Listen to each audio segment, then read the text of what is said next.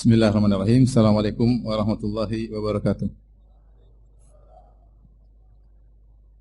Alhamdulillahi ala ihsanih wa syukru lahu ala taufiqihi wa amtinanih wa asyhadu an la ilaha illallah wahdahu la syarika lahu ta'ziman li sya'nih wa asyhadu anna Muhammadan abduhu wa rasuluhu da'ila ridwani. Allahumma salli alaihi wa ala alihi wa ashabihi wa ikhwani.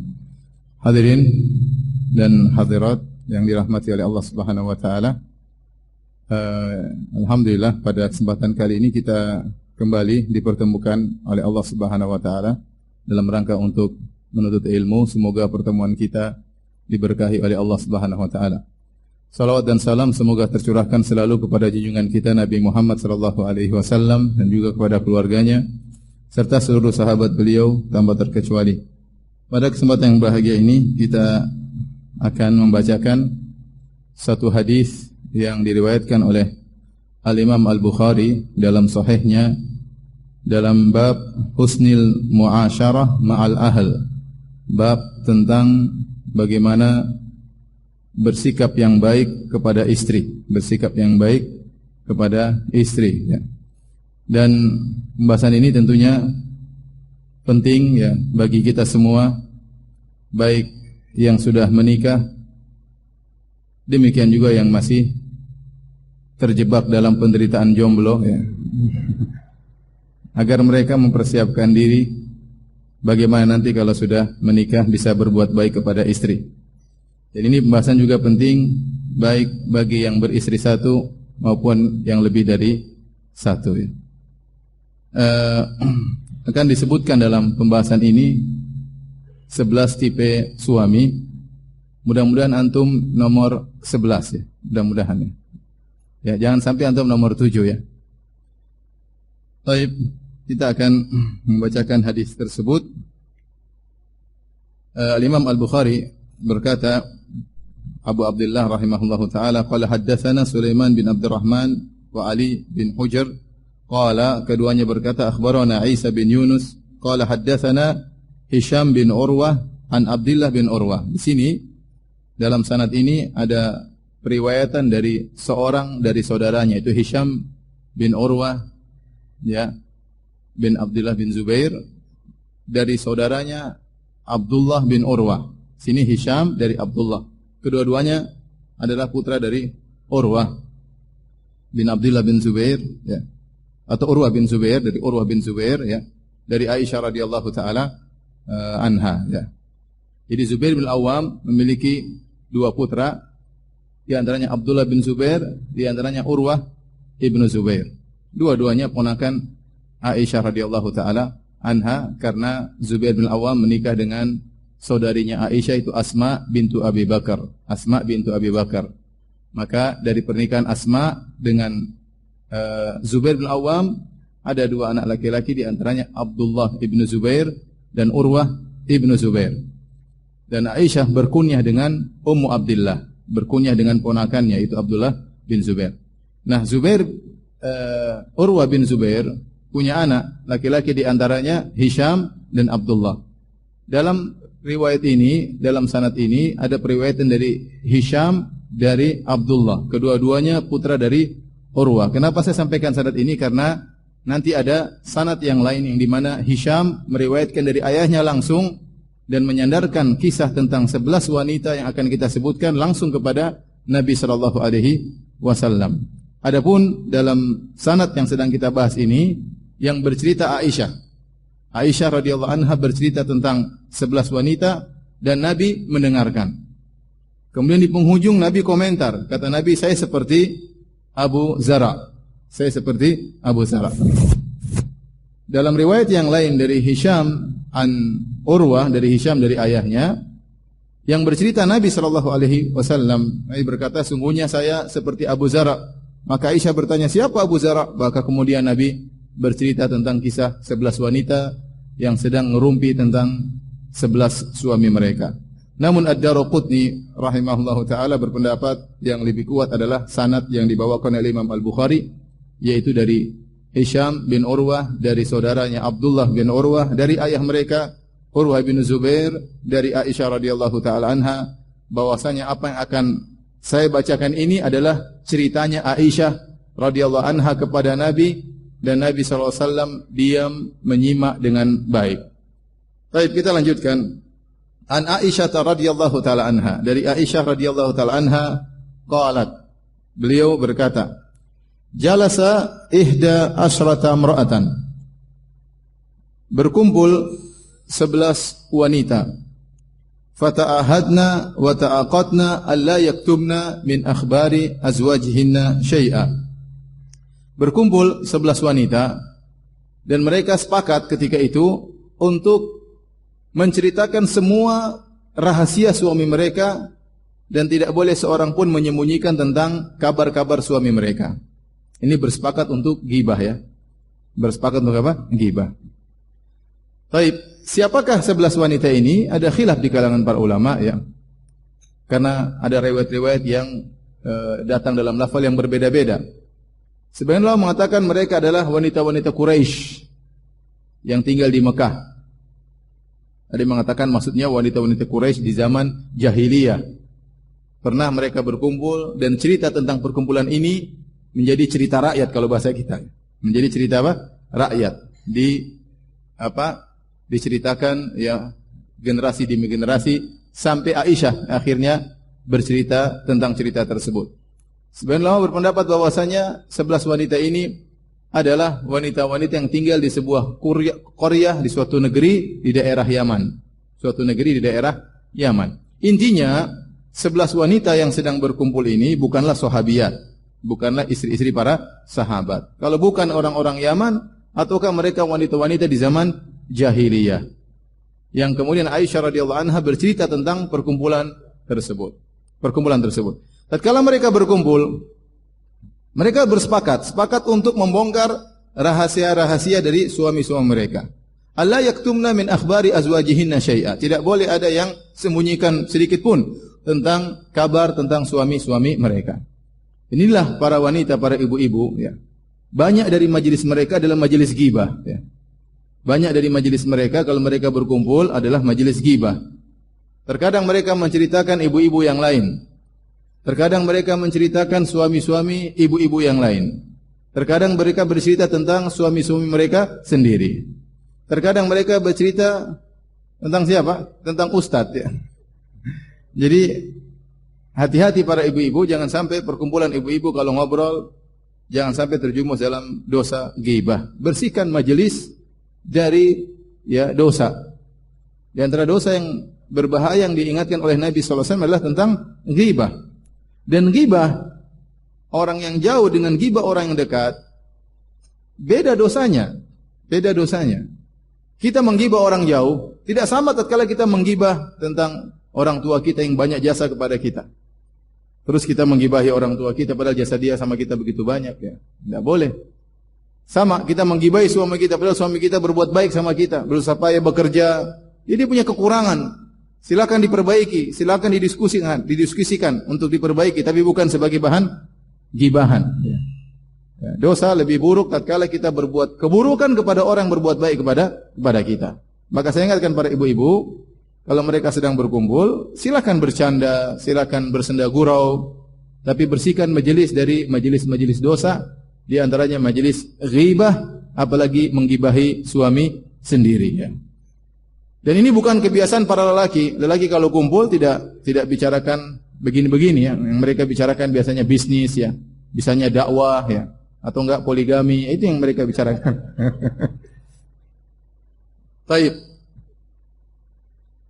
Jadi inilah kisah 11 wanita yang berkumpul, yang kemudian mereka mengungkapkan tentang suami mereka. Ada yang memuji, ada yang mencela. Ada yang memuji, ada yang mencela. Ya. Dan sebagian wanita terkadang, ya, jadi wanita yang paling dia perhatikan adalah suaminya.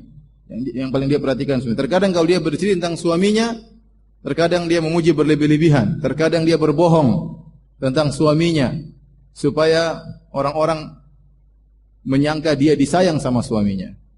Ya, sampai datang satu hadis yang masyhur dalam hadis yang sahih, kata Nabi sallallahu alaihi wasallam, ya, al-mutasyabbi' bima lam yu'ta kalabisi thawbai zur. seorang yang berhias dengan apa yang tidak dia miliki seperti orang yang memakai dua pakaian kedustaan. Seorang yang berhias dengan apa yang tidak dia miliki seperti memakai dua pakaian atau dua baju kedustaan. Yaitu dia dusta terhadap dirinya dan dia dusta terhadap orang lain. Ya. Ini maksudnya seorang gaya, dia menunjukkan seakan-akan dia hafal ini, hafal anu, ternyata tidak hafal misalnya. Dia gaya saja.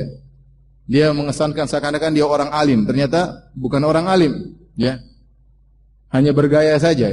Dia mengesankan seakan-akan dia orang kaya, ternyata bukan orang kaya. Dia berdosa terhadap dirinya dan dia berusaha kepada orang lain. Asal muasal hadis ini adalah tentang wanita yang bercerita tentang suaminya, bahwasanya suaminya telah berbuat baik kepada saya begini dan begini. Dalam rangka apa? Dalam rangka untuk menjengkelkan madunya. Dia cerita, suami saya, oh belikan saya ini, belikan. Jadi madunya jengkel, padahal dia bohong. Padahal dia bohong. Misalnya dia bilang, ini emas, suami saya belikan loh. Padahal dia nyolong uang suaminya untuk beli apa? Emas. Tapi dia cerita kepada orang seakan-akan suaminya sayang kepada dia. Artinya, sebagian wanita terkadang berbohong tatkala bercerita tentang suaminya. Sebagian wanita kalau berbicara tentang suaminya terkadang tidak adil dalam berbicara. Terkadang hanya menceritakan sisi keburukan suaminya, padahal banyak kebaikan suaminya yang dia lupakan. Itu yang dia ingat-ingat, kemudian dia ceritakan kepada teman-temannya, dia sebarkan kepada teman-temannya. Maka saya ingatkan kembali kepada para ibu-ibu, berkumpul boleh, tapi jangan bergibah. Jangan cerita teman-teman yang lain. Ya, jangan cerita suami-suami teman-teman. Dan jangan bercerita suami-suami sendiri. Ya, tidak boleh. Ya, kita hidup tidak lama, isi waktu kita dengan hal yang bermanfaat. Jangan kita gunakan untuk bergibah ria. Tapi kita dengarlah, ini majelis gibah itu biasanya menyenangkan untuk didengar. Jadi ini gibah diceritain oleh Aisyah kepada Nabi SAW. Tapi kenapa Nabi tidak mencegah Aisyah bercerita tentang majelis gibah ini? Kenapa? Karena kata para ulama, 11 wanita ini tidak diketahui siapa. 11 ini tidak diketahui siapa, apalagi suami mereka. Datang dalam sebagian riwayat disebutkan, yang pertama wanita ini namanya Fulan bin Fulana bintu Fulan, yang kedua Fulana bintu Fulan, yang ketiga Fulana bintu Fulan. Tapi hadisnya gharib, hadisnya dhaif. Ya. Yang benar hadis-hadis yang sahih datang tanpa menyebutkan nama-nama 11 wanita ini. Dan kita tahu dalam hukum ghibah, kalau kita menyebutkan tentang keburukan seorang dan orang tersebut tidak diketahui siapa, maka itu tidak mengapa. Contoh misalnya saya datang, saya cerita, kemarin saya ketemu orang di jalan, orangnya brengsek, kurang ajar dan macam-macam, tapi antum tidak tahu siapa orang tersebut. Maka ini tidak mengapa. Kapan menjadi haram? Tatkala antum tahu siapa yang saya maksudkan. Kalau antum tahu siapa yang saya maksudkan, berarti saya telah menggibah dia dengan gibah yang haram. Adapun kalau saya bilang saya ketemu orang di jalan dan orangnya begini-begini, kurang ajar dia, mulutnya kotor dan macam-macamnya, tapi antum tidak tahu siapa orang tersebut, maka itu tidak mengapa. Dan inilah yang terjadi. Aisyah bercerita tentang 11 wanita yang mereka bersepakat untuk bergibah ria tentang suami mereka, dan 11 wanita ini tidak diketahui siapa mereka, apatah lagi suami-suami mereka yang mereka maksud. Oleh karenanya Nabi membiarkan Aisyah bercerita karena tidak masalah. Ini kenapa Nabi membiarkan? Sisi lain, Nabi membiarkan Aisyah bercerita tentang mereka karena mereka ini wanita-wanita di zaman jahiliyah. Bukan wanita-wanita muslimah. Yang dilarang ghibah adalah menggibah sesama kaum muslimin. Waktu Nabi SAW bertanya, "Atadruna mal ghibah?" Tahukah kalian apa itu ghibah? Maka Nabi berkata, "Dzikruka akhaka bima yakrah."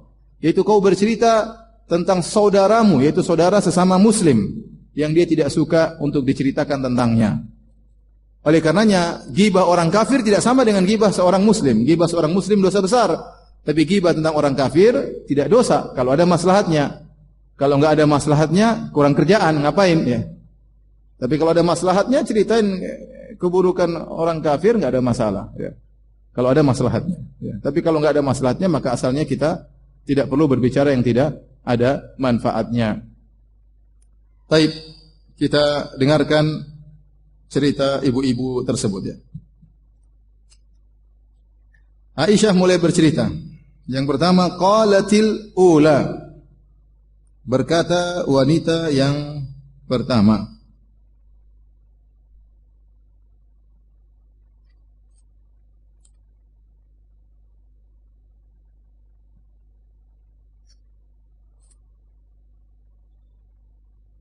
Pertama berkata, "Zauji lahmu jamalin ghassin ala jabalin wa'rin la sahlin fayurtaqa wala saminin fayuntaqal."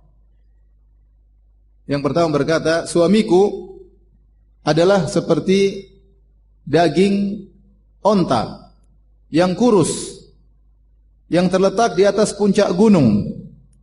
Tidak mudah gunung tersebut untuk didaki, ya. Dan kalau sudah sampai di puncak gunung membawa turun dagingnya juga malas. Kenapa? Karena dagingnya daging kurus. Saya ulangi, kata dia, "Zauji lahmu jamalin ghasfin." Sungguhnya suamiku adalah seperti daging onta yang kurus, ya. Ya, ala ra'si jabalin wa'rin, di atas puncak gunung yang terjal, yang susah untuk didaki. La sahlin fayurtaqa, tidak mudah gunungnya untuk didaki, wala saminin fayuntaqal, dan juga bukan onta yang gemuk, mau dibawa turun juga malas, ya. Wanita ini sedang bergibah tentang suaminya. Dia ingin menjelaskan bahwasanya suami saya orangnya pelitnya luar biasa. Pelitnya luar biasa. Ya.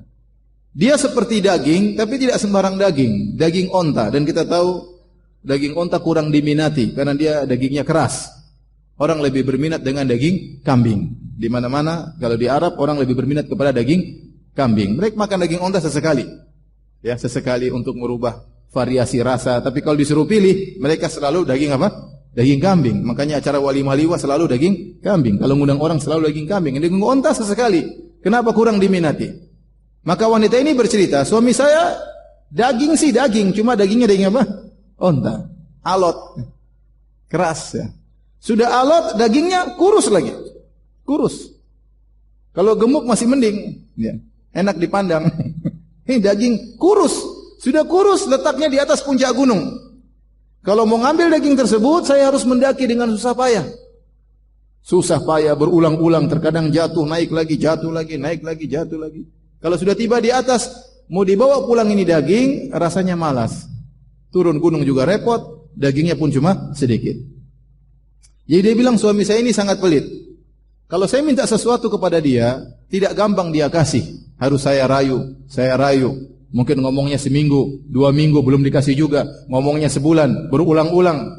Sampai akhirnya dia kasih, setelah dia kasih pun cuma sedikit. Ya, 100.000 misalnya, atau 10.000. Sudah rayuannya sampai sebulan ternyata cuma dikasih 100.000. Gampangannya kira-kira demikian. Dan ini adalah contoh dari suami yang buruk, yang pelit kepada istrinya. Saya ingatkan kepada diri saya pribadi dan juga kepada para ikhwan, para suami, para calon suami, para jomblo, ya. Hendaknya bertakwa kepada Allah tatkala bermuamalah dengan istri. Jangan pernah pelit sama istri, ya. Jangan pernah pelit sama istri. Sungguhnya uang yang kita keluarkan buat istri semuanya berpahala di sisi Allah Subhanahu wa taala. Apa kata Nabi sallallahu alaihi wasallam? Lasta tunfiqu nafaqatan tabtaghi biha wajha Allah illa ujirta 'alaiha hatta luqmata taj'aluha fi fimra'atik.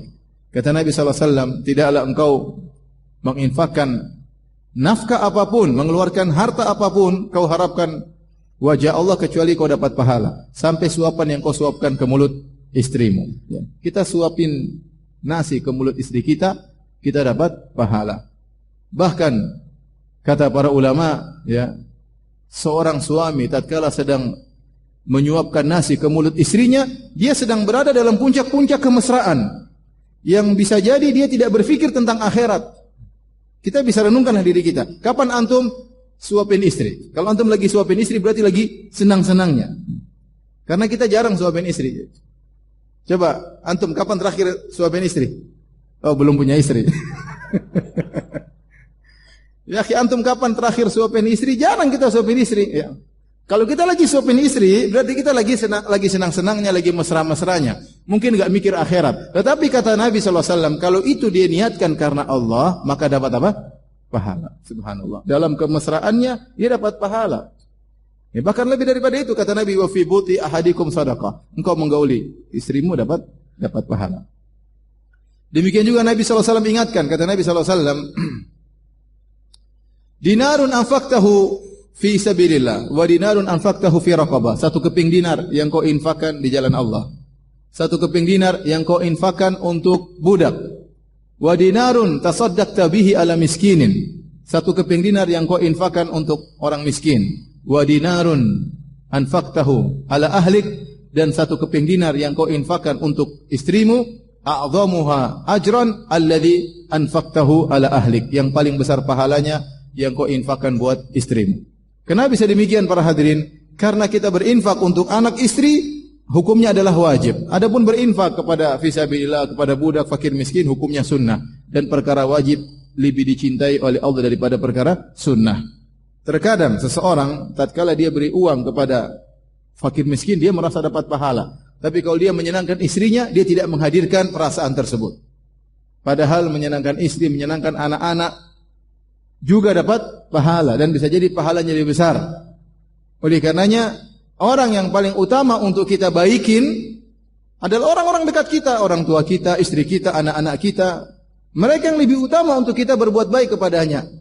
Apalagi Nabi SAW bersabda, khairukum khairukum li ahlihi. Sebaik-baik kalian adalah yang terbaik bagi istrinya. Wa ana khairukum li ahli. Dan aku adalah suami yang terbaik. Ya. Kenapa perlu saya ingatkan ini? Karena sebagian orang skala prioritasnya salah. Dia kalau sama teman-temannya, Masya Allah, berbuat baik, ngajak traktir kawan-kawan, ya, sama teman-temannya, sama orang-orang jauh. Tetapi sama anak istrinya, dia hidup dengan perhitungan. Hidup dengan perhitungan. Ini salah dalam skala prioritas. Orang yang paling utama untuk kita baiki adalah orang-orang dekat kita. Ayah kita, ibu kita, istri kita, anak-anak kita. Mereka yang lebih utama untuk kita kasih hadiah. Mereka yang lebih utama untuk kita buat tersenyum. Mereka yang lebih utama untuk kita traktir. Ya. Mereka yang lebih utama untuk kita berikan hadiah daripada orang-orang yang jauh. Jangan sampai kita salah skala prioritas. Ya. Jadi hadirin dan hadirat yang rahmati Allah Subhanahu wa taala, kalau kita punya rizki, berikan. Liunfik dzu sa'atin min sa'atih. Kalau Anda punya rizki, jangan pelit-pelit sama anak istri. Istri kita sudah banyak jasanya, ya. Dia mengandung anak-anak kita, bertarung dengan maut untuk melahirkan anak-anak kita, ya. Dia yang ngurusi kita kalau setiap hari di rumah, dia yang mengurus kita kalau kita sedang sakit. Ya, ngapain kita pelit sama dia? Kecuali ente enggak punya uang, itu lain cerita. Wa man qudira alaihi rizquhu falyunfiq mimma atahu Allah. Barang siapa yang rezekinya disempitkan, maka dia berinfak sesuai dengan kemampuannya. Tapi kalau Anda punya rezeki yang lapang, liyunfiq dzu sa'atin min sa'ati. Hendaknya seorang yang hartanya lapang berikan, enggak usah pelit-pelit sama anak istri. Biar istri senang, anak-anak juga senang, kita juga senang melihat mereka gembira. Ya. Tetapi bukan juga saya mengajarkan antum untuk boros sama istri, royal sama istri, sehingga akhirnya lupa terhadap orang tua, sehingga lupa untuk bersedekah. Enggak, ya, kita yang tengah-tengah, ya, baik sama istri tapi jangan juga royal, ya. Jangan juga royal, semua kemauan istri kita penuhi sampai duit habis banyak, ya enggak benar juga. Ya. Istri pingin beli ini, pingin kita penuhi. Istri ingin jalan-jalan tiap minggu, kita penuhi. Duit habis, kapan mau infak? Kapan bangun masjid? Kapan mau kasih fakir miskin? Kapan kasih anak yatim? Kita main di tengah. Istri senang, ada juga uang untuk apa? Untuk berinfak di jalan Allah Subhanahu wa taala, ya. Jadi jangan sampai menjadi suami tipe yang pertama, ya, yang bakhil. Di antara yang hadir siapa yang tipe pertama ini? Ada. Kalau antum enggak ngaku, kalau saya tanya ibu-ibu mungkin ada yang ngaku. Ustaz, suami saya bukan daging onta lagi, daging ayam kurus. Lebih parah.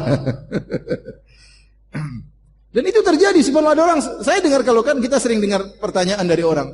Suami saya pergi sebulan, 2 bulan enggak dikasih nafkah, subhanallah. Ini bukan daging onta lagi, daging tikus ini.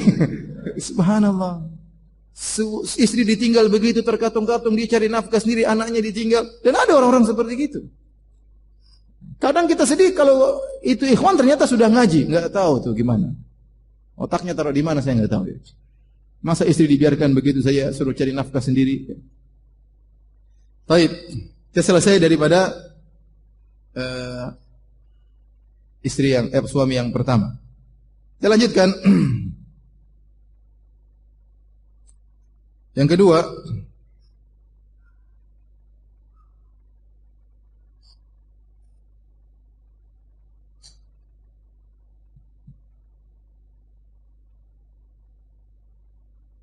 Qalat ats-tsaniyah, berkata wanita yang kedua, "Zauji la abuthu khabara.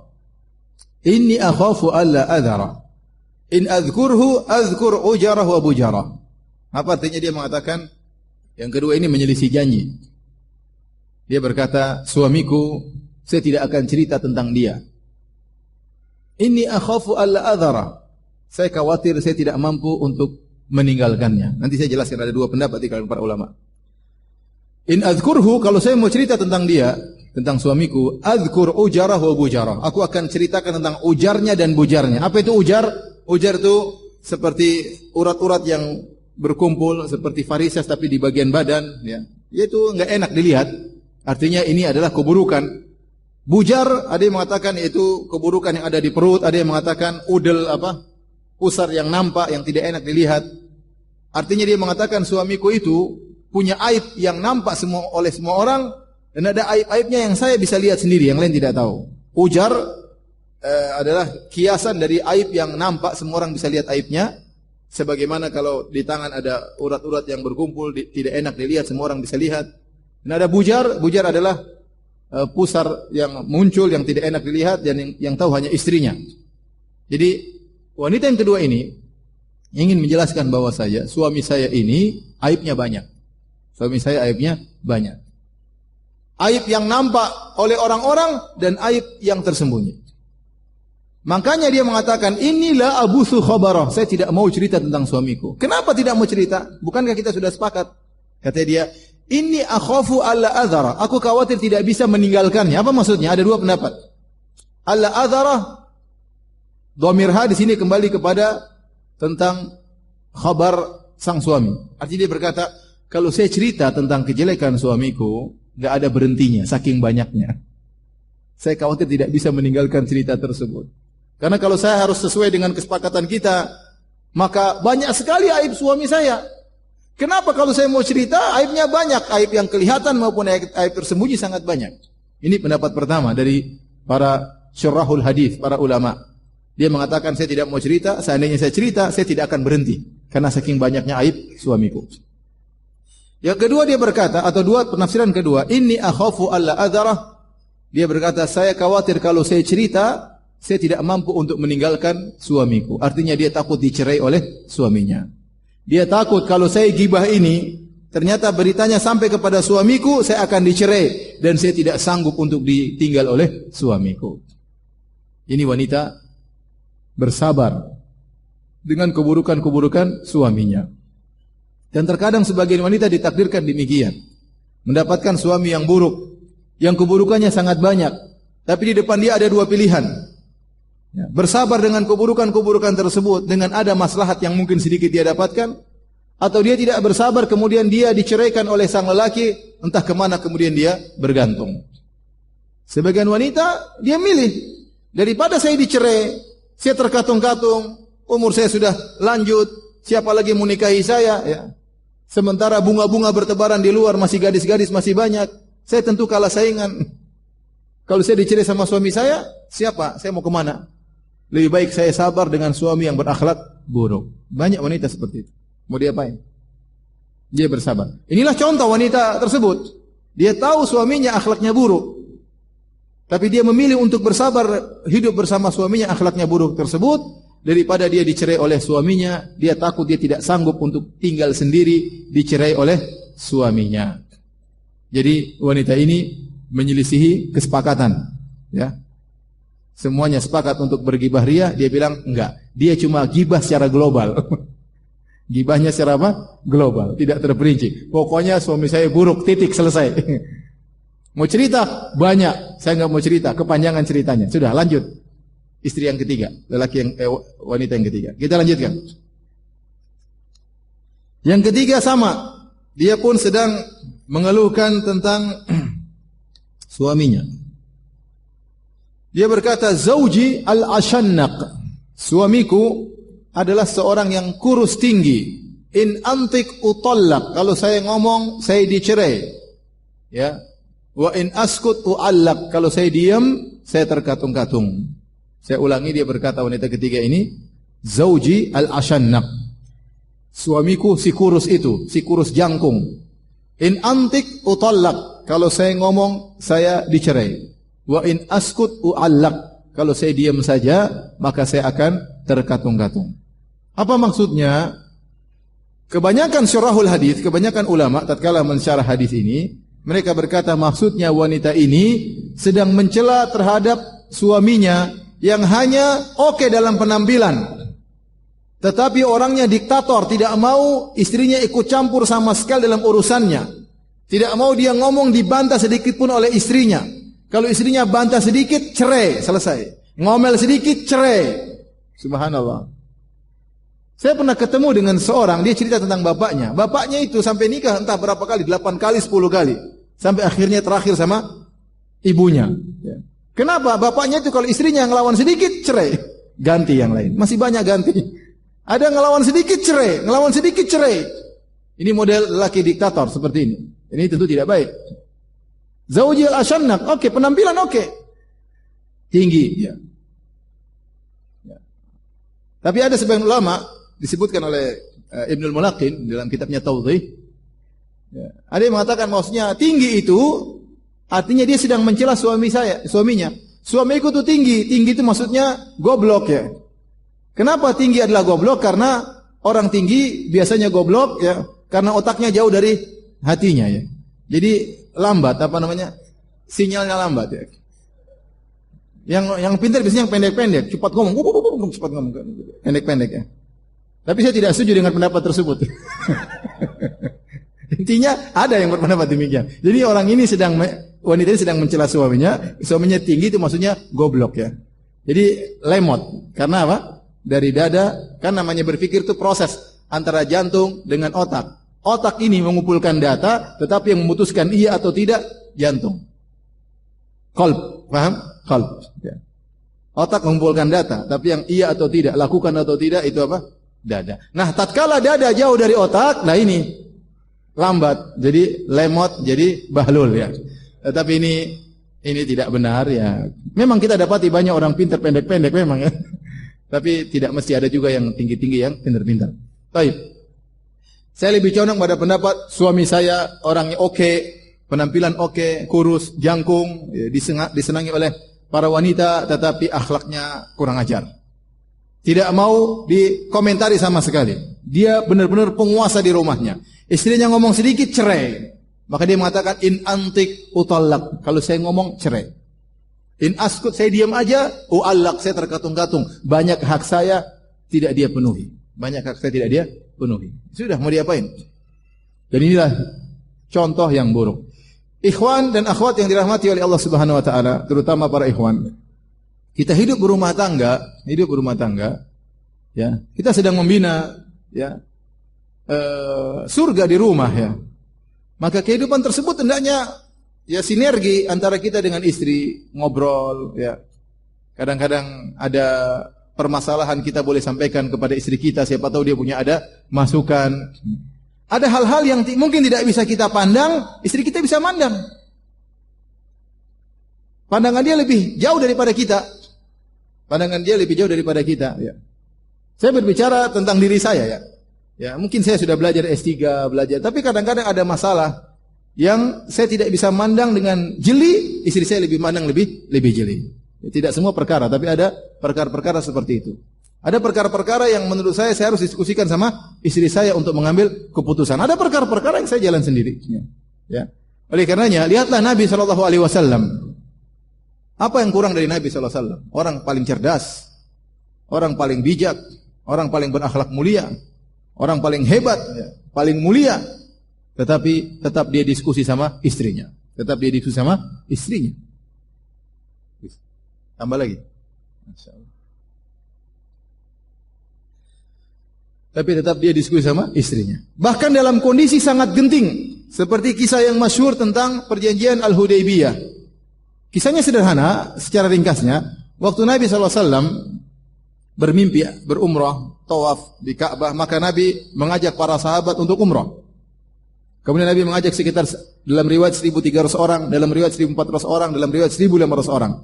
Maka mereka berangkatlah dari Madinah menuju Mekah. Kita tahu Madinah sampai Mekah, ya, jaraknya 500 km kurang lebih. Kurang lebih 500 km.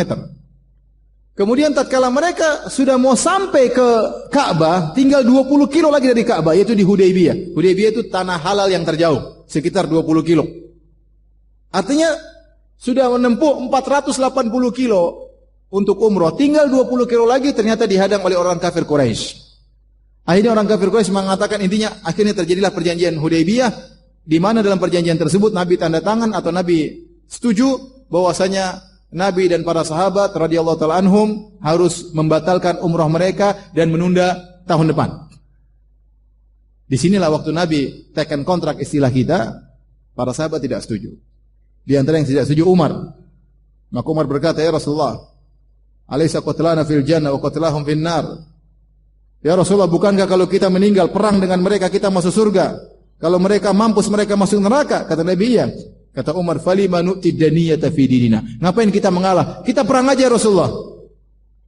Para sahabat tidak mau berhenti. Nabi mengatakan, sudahlah, cukur rambut kalian, potong kambing-kambing kalian, onta-onta kalian. Kita bertahallul karena kita batalin umrah kita. Para sahabat tidak mau. Kenapa mereka tidak mau? Bukan mereka membangkang kepada Nabi. Kata para ulama, para sahabat berharap Nabi berubah pikiran. Ya, para sahabat berharap Nabi berubah pikiran. Ini masih dirundingkan lagi. Akhirnya Nabi masuk ke dalam kemah dalam kondisi bersedih. Dilihat oleh istrinya yang mulia Ummu Salamah Ummul Mukminin radhiyallahu taala anha. Maka ada apa? Nabi cerita. Nabi curhat sama Ummu Salamah. Begini. Ummu Salamah kasih ide.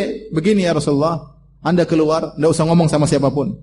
Keluar terus panggil tukang cukur Anda, cukur kepala Anda dan sembelih onta Anda. Tidak usah ngomong sama siapapun.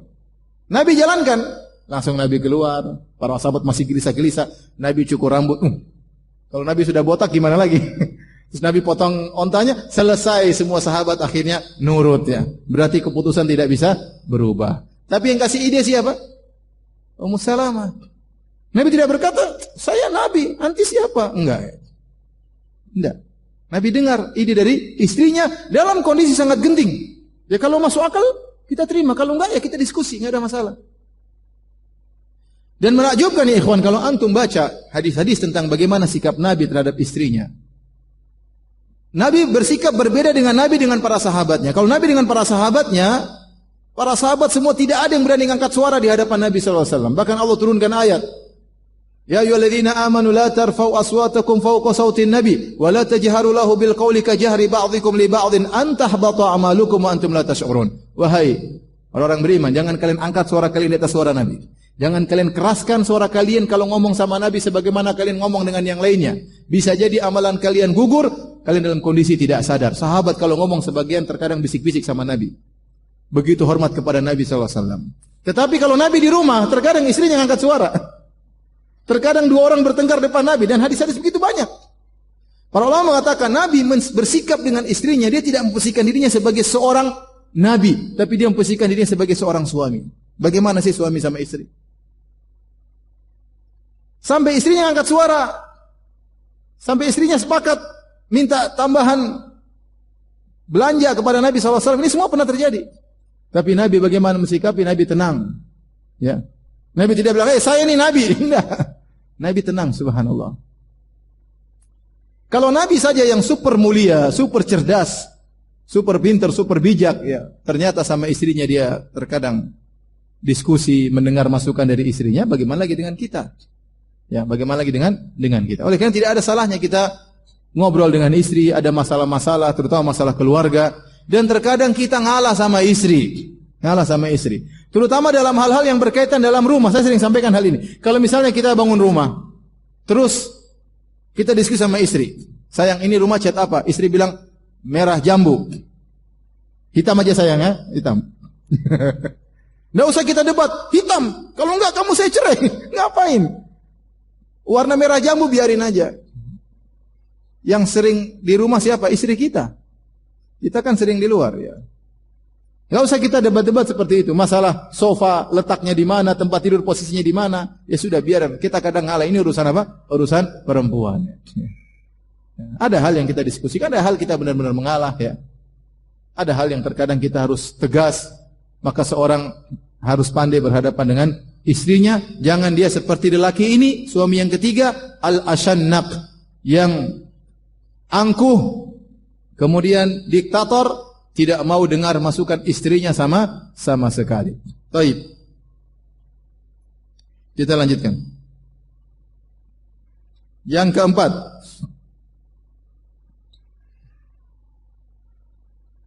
qalatir rabi'ah, berkata wanita yang keempat, zauji kalaili tihamah. Istriku atau suamiku seperti malam hari di pegunungan Tihamah. Pegunungan Tihamah itu pegunungan yang mengarah ke arah Yaman ya. Yang kata para ulama, pegunungan tersebut kalau siang hari panas, tapi kalau malam hari udaranya sejuk. Zauji kalaili Tihamah, suamiku seperti malam hari di pegunungan Tihamah. La harrun wala kurrun, tidak panas dan juga tidak dingin. Wala makhafah wala sa'ama, tidak menakutkan dan juga tidak membosankan. Wanita yang keempat ini menjelaskan suaminya enjoy saja saya dengan dia. Ya. Tidak terlalu romantis, tidak juga kasar, ya. Tidak dingin, tidak juga panas, ya. Sedang-sedang saja. Seperti malam hari di pegunungan Tihamah. Tidak menakutkan, tidak membosankan. Artinya dia puji, ya suami saya okelah, saya hidup sama dia. Memang benar, dia tidak seperti yang diceritakan, begitu sayang, lembut, peluk, beri macam-macam. Tidak, suami saya enggak seperti itu, biasa-biasa aja. Tapi bukan berarti dia cuek sama saya. Bukan berarti dia tidak pernah diajak jalan-jalan, bukan berarti tidak pernah diajak ngomong. Suami saya sedang-sedang saja. Ada suami yang Masya Allah sama istrinya, ya benar-benar tidak mau pisah sama istrinya.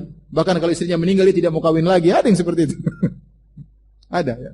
Benar-benar sayang semuanya istrinya, tidak bisa safar kecuali sama istrinya, tidak bisa makan kecuali sama istrinya. Ada yang seperti itu, benar-benar cinta sama istrinya. Benar-benar romantis berlebihan ya. Ada yang cuek, istrinya mau apa cuek, dia enggak peduli ya. Tapi ada yang model tengah-tengah seperti model suami yang keempat. La harrun wala kurrun, tidak panas tapi juga tidak dingin, tetapi tidak la makhafah wala sa'amah, tidak membosankan dan juga tidak menakutkan. Dan saya rasa ada wanita-wanita yang mengalami demikian ya. Suaminya biasa-biasa saja, tapi okelah saya hidup menjalani rumah tangga dengan dia. Mungkin saya dengar sebagian ibu-ibu suaminya perhatian luar biasa, suami saya enggak gitu. Di lain sisi saya dengar juga sebagian ibu-ibu yang istrinya terbengkalai, ditinggalkan, suami saya tidak begitu. Tidak seperti ini, tidak seperti ini, sedang-sedang aja, biasa-biasa aja. Enjoy hidup dengan dia. Baik. Ini suami yang keempat.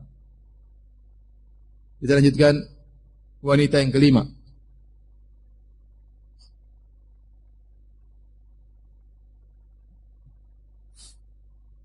Qalatil khamisah, berkata wanita yang kelima, Zauji in dakhala fahid wa in kharaja asid wa la yas'alu amma ahid. Suamiku kalau masuk rumah seperti macan, kalau keluar rumah seperti singa, dan dia tidak pernah bertanya-tanya tentang apa yang dia dapati. Dia tidak pernah bertanya-tanya tentang apa yang dia dapati. Saya ulangi, kata wanita yang kelima, Zauji in dakhala fahid wa in kharaja asid wa la yas'alu amma ahid. Suamiku kalau masuk rumah seperti macan, kalau keluar rumah seperti singa, dan dia tidak pernah bertanya tentang apa yang dia dapat. Apa maksudnya? Kebanyakan para ulama mengatakan wanita ini sedang memuji suaminya. Apa pujiannya? Dia berkata, suamiku kalau masuk rumah seperti macan. Macan itu sifatnya apa? Macan itu suka tidur. Macan suka tidur. Kalau tidur ada yang mengatakan sehari tidur 18 sampai 20 jam. Makanya kata orang jangan bangunkan macan yang sedang tidur. Kenapa? Karena dia hobinya apa? Tidur. Kalau dia masuk rumah, dia seperti macan. Maksudnya apa? Dia tuh cuek-cuek, tidak terlalu peduli tentang kesalahan-kesalahan yang ada di rumah. Makanya selalu dikatakan wala yas'alu amma ahid. Dia tidak bertanya tentang apa yang dia dapatkan. Tidak sedikit-sedikit tanya, ini kenapa beras kurang? Ini kenapa piring kurang satu? Ini kenapa, itu kenapa, ini kenapa. Suami saya tidak seperti itu. Dan kita juga harusnya demikian. Tidak semua permasalahan kita permasalahkan. Permasalahan kecil-kecil ngapain kita permasalahkan? Nanti jadi besar. Ya. Istri kurang gini, kurang. Ya namanya wanita tidak ada yang sempurna. Kita pun tidak sempurna. Istri kita tidak sempurna. Rumah kita tidak sempurna. Ternyata terkadang kita menuntut berlebihan sementara kita tidak menyediakan sarana dan prasarana. Ya. Ingin rumah bersih terus, padahal anak ada 7, pembantu nggak ada. Gimana istri mau rumah bersih terus? Ya. Ingin istri cantik terus, tiap tahun hamil, gimana cantik terus? Ya. Uang ke salon nggak ada, mau istrinya cantik, lihat istri orang tidak bisa tundukkan pandangan. Lihat istri sendiri, nggak enak dilihat. Mau istrinya cantik, nggak ada uang buat ke salon. Mas, kamu mau saya cantik? Iya dong, kamu harusnya bisa berias. Yaudah mas, minta uang ke salon. Mas, kona'ah. Mas, gak apa-apa. Kamu begitu aja gak apa-apa. Mas cinta sama kamu. Padahal pelit ya. Oleh karenanya, jadilah antum seperti macan ya. Jadi, kita lihat sesuatu tapi kita jangan semuanya diurusin. Jangan. Ada hal yang kita uruskan, kebanyakan kita cuekin. Perkara-perkara kecil ya udah. Jangan terlalu diuruskan seperti macan yang sering tidur. Bukan berarti dia tidak tahu, dia tahu tapi dia cuekin. Sebenarnya mengatakan dia memuji zauji indah khala fahid, suamiku kalau masuk seperti macan, maksudnya suamiku suka sekali berhubungan biologis dengan dia, seperti macan yang suka menerkam. Sedikit-sedikit menerkam, sedikit-sedikit menerkam. Bahkan sebenarnya mengatakan sering menerkam tanpa dikasihkan mukaddimah, tanpa pembukaan, tanpa rayuan, tahu-tahu nerkam-nerkam saja. Dan itu model macan. Ya. Bagus dari sisi macannya, tapi kurang bagus dari sisi tidak kasih pembukaan dan mukaddimah dan rayuan. Tapi intinya, dia ingin bangga, dia cerita sama teman-temannya, suamiku sayang sama saya. Di antara tanda suamiku sayang sama saya, dia selalu mendatangiku. Dia selalu mendatangiku. Ya kan kalau suami suka sama istrinya, ya sering digauli. Tapi kalau digauli sebulan sekali, tanda tanya. Sebulan sekali digauli. 4 bulan sekali baru digauli. Ini cinta atau tidak ini? Masih bersyahwat atau tidak? Jangan-jangan kelainan 4 bulan sekali. Atau jangan punya istri yang lain. Oleh karenanya dia bangga, suami saya ya suka menggauli saya. Kemudian dia kuat seperti macan. Adapun jika dia keluar seperti singa, waspada. Dia tidak bersikap seperti di rumah. Di rumah dia memudah maafkan, di luar enggak, lain cerita. Ini yang benar seperti ini. Bukan di luar mudah memaafkan, di rumah ngamuk terus sama istri. Jangan sebaliknya. Suamiku kalau di luar kucing, di dalam rumah singa, kebalik. Di luar kayak kucing penakut. Di rumah Masya Allah jadi singa yang selalu mengaung ya, menakutkan istrinya. Jadi ini juga isyarat kepada para wanita ya, untuk berusaha merias diri mereka agar suaminya seperti macan ya. Jadi sering tertarik kepada dia. Tidak ada salahnya ibu-ibu ya. Perhatikan penampilan diri, membersihkan wajah ya. Salon ada yang murah, ada yang mahal. Yang murah-murah tidak apa-apa ya. Yang penting kita bisa menghias diri, pakai parfum kalau ketemu suami ya. Intinya enak dilihat oleh apa?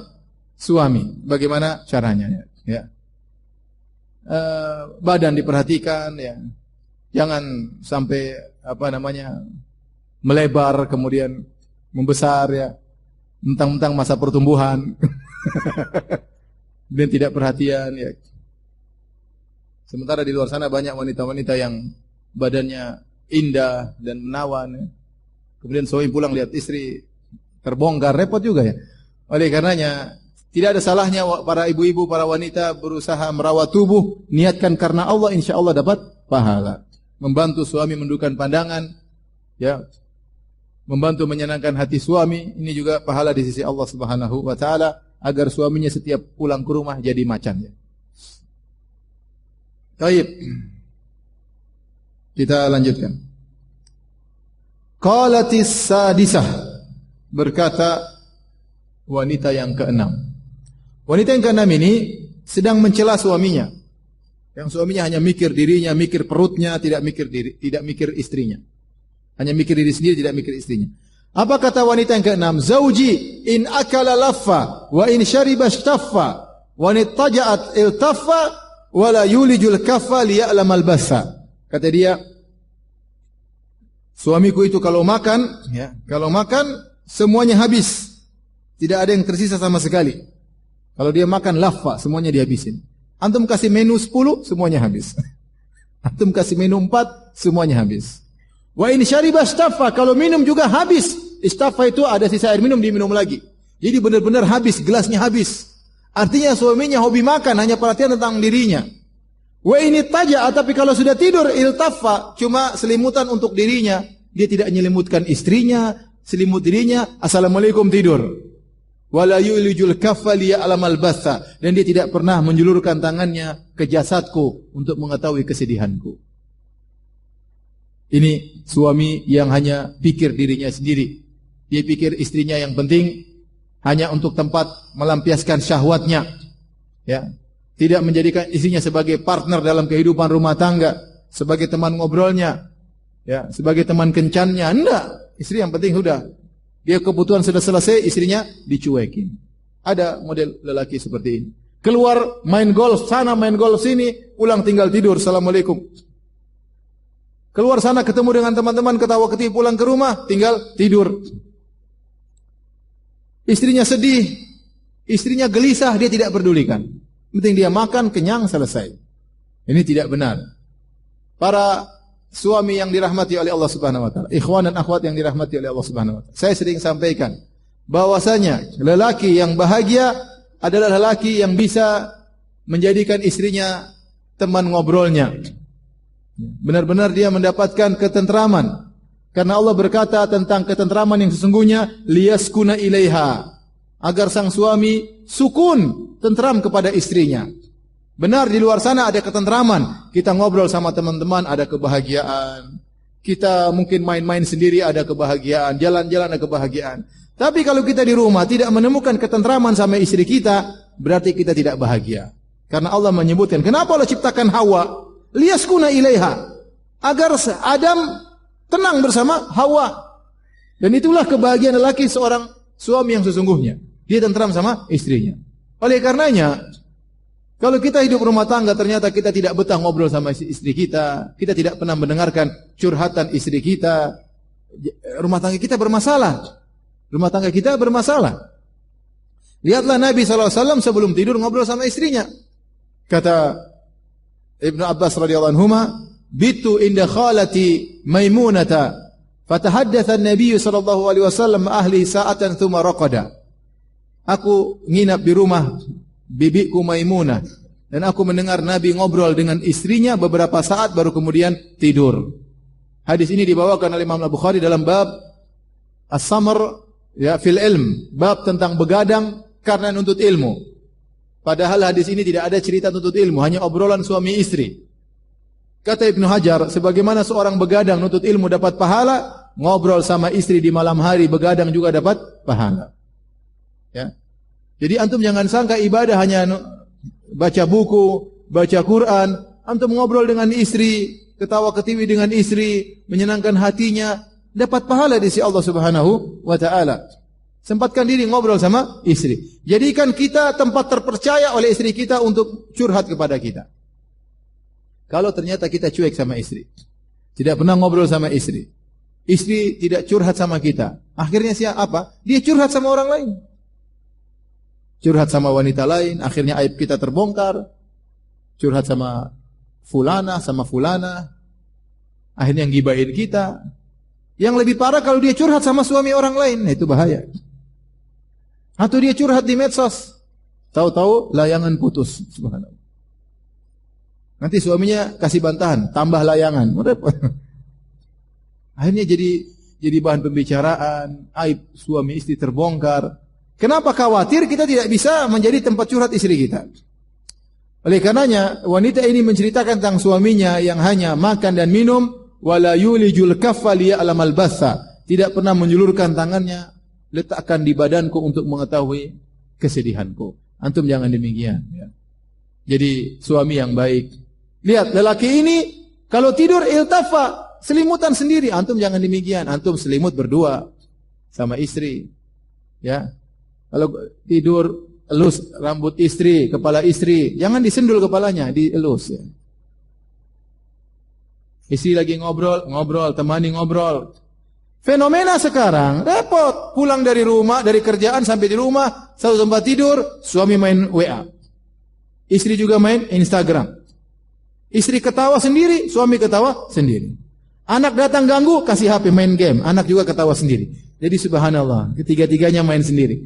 Apa rumah tangga seperti ini? Tidak ada kebahagiaan seperti ini.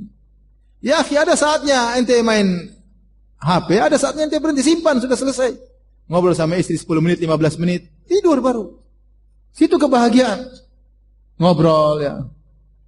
Cari topik-topik yang menyenangkan. Nggak usah berbicara yang aneh-aneh ya. Istriku gimana politik hari ini? Ngapain ente bicara politik? Ya. Sayang, sebenarnya kamu nomor 1 atau nomor 2 sayang? Ngapain? Ribut sendiri di kamar. Ngapain sudah bicara yang nyambung ya? Saya juga nggak pernah pulang ke rumah, saya bilang istriku, hadisnya tadi riwayat Hisham dari siapa? Ini dhaif, ini ngapain saya bicara hadis sama istri saya. Istriku tadi ada firqah sesat, kesesatannya begini, ngapain? Saya bicara yang tentang anak-anak, tentang rumah, tentang program apa yang bisa nyambung antara kita dengan istri kita. Nikmati hidup. Kalau kita ternyata tidak bisa nyambung sama istri kita, ketahuilah kita sedang menderita. Sedang menderita. Makanya antum sekarang lihat diri antum. Antum ini kalau sama istri betah atau tidak betah? Kalau antum enggak betah, berarti antum sedang menderita. Perbaiki tata cara ya pola hidup rumah tangga antum. Ya. Saya kalau ngobrol sama istri enggak nyambung. Saya lucu, dia enggak ketawa. Ente mungkin ngelucunya terlalu tinggi. Lucu yang rendah-rendah aja. Istri enggak paham mau diapain. Oleh karenanya, ya, hidup rumah tangga dinikmati. Jadikan istri teman ngobrol, teman jalan bareng. Kalau bisa jalan bareng. Lihat Nabi SAW setiap safar bawa istrinya atau tidak? Bawa istrinya. Bahkan kalau mau, pasti bawa istrinya. Kemudian Nabi bikin undian. Yang keluar nama ikut. Kalau antum kan gak usah pakai undian. Sudah itu aja dibawa terus. Kalau Nabi istrinya banyak, undian yang keluar ikut. Tapi Nabi bawa istrinya. Kenapa? Nabi butuh teman dalam perjalanan. Nabi enjoy dengan kehidupan dia sallallahu alaihi wasallam. Ya.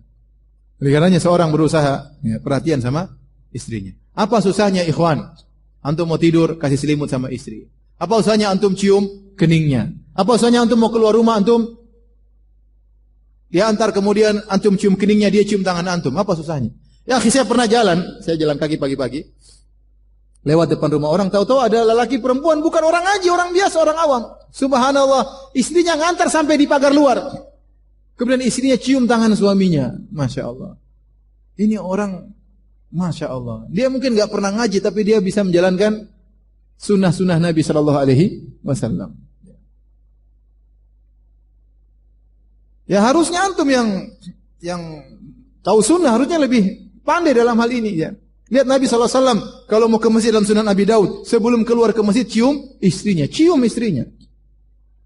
Antum kapan terakhir cium istri sebelum ke masjid? Minggu pertama pernikahan. Ya akhi, kalau bicara syirik sangar, bicara bid'ah sangar, jalankan sunnah, memble.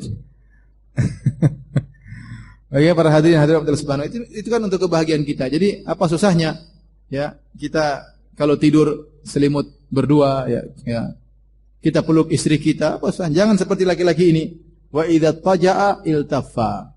Kalau dia tidur selimutnya buat dia sendiri. Istrinya tidak dia pedulikan. Sudah tidur belum? Tidak dia pedulikan.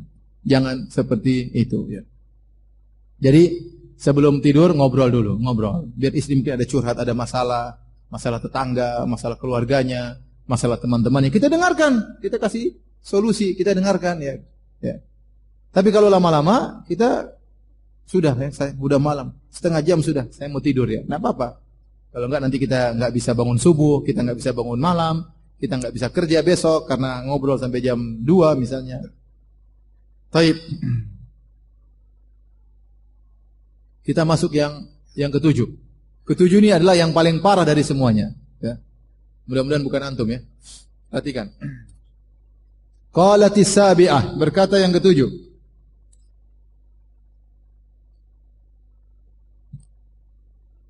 Zauji ayaya au goyaya tabaqa. Kullu da'in lahu da'. Sajjaki aw fallaki aw jama'a kullan laki.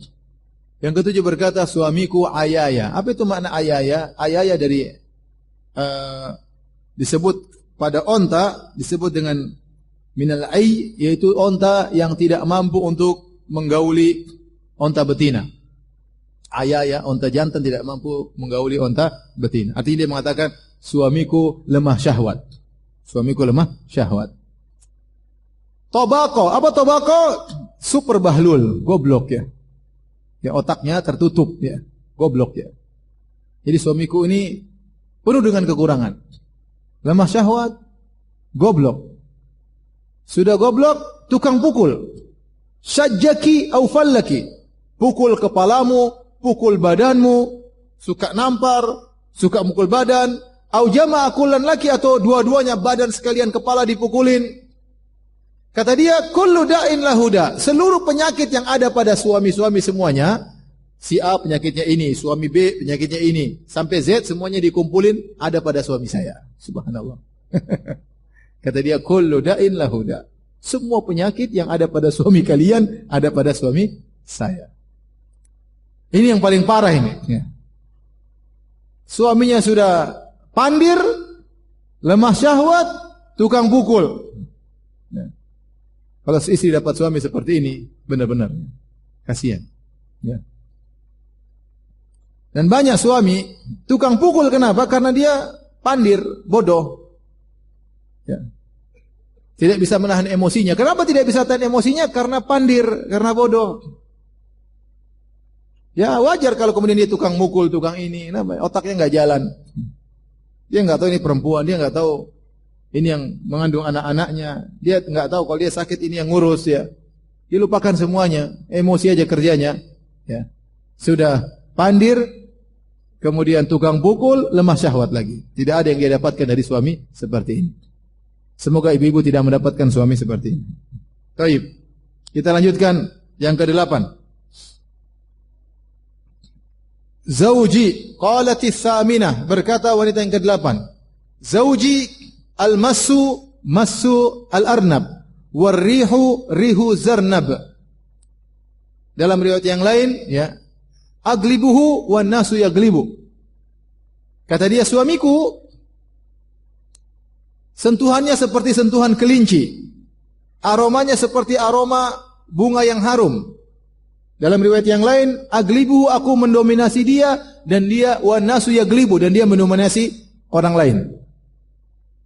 Wanita yang ke-8 ini sedang memuji suaminya. Suaminya itu menyenangkan. Al-masu masul arnab, sentuhan seperti sentuhan kelinci. Antum tahu kelinci, orang lihat pingin pegang atau tidak?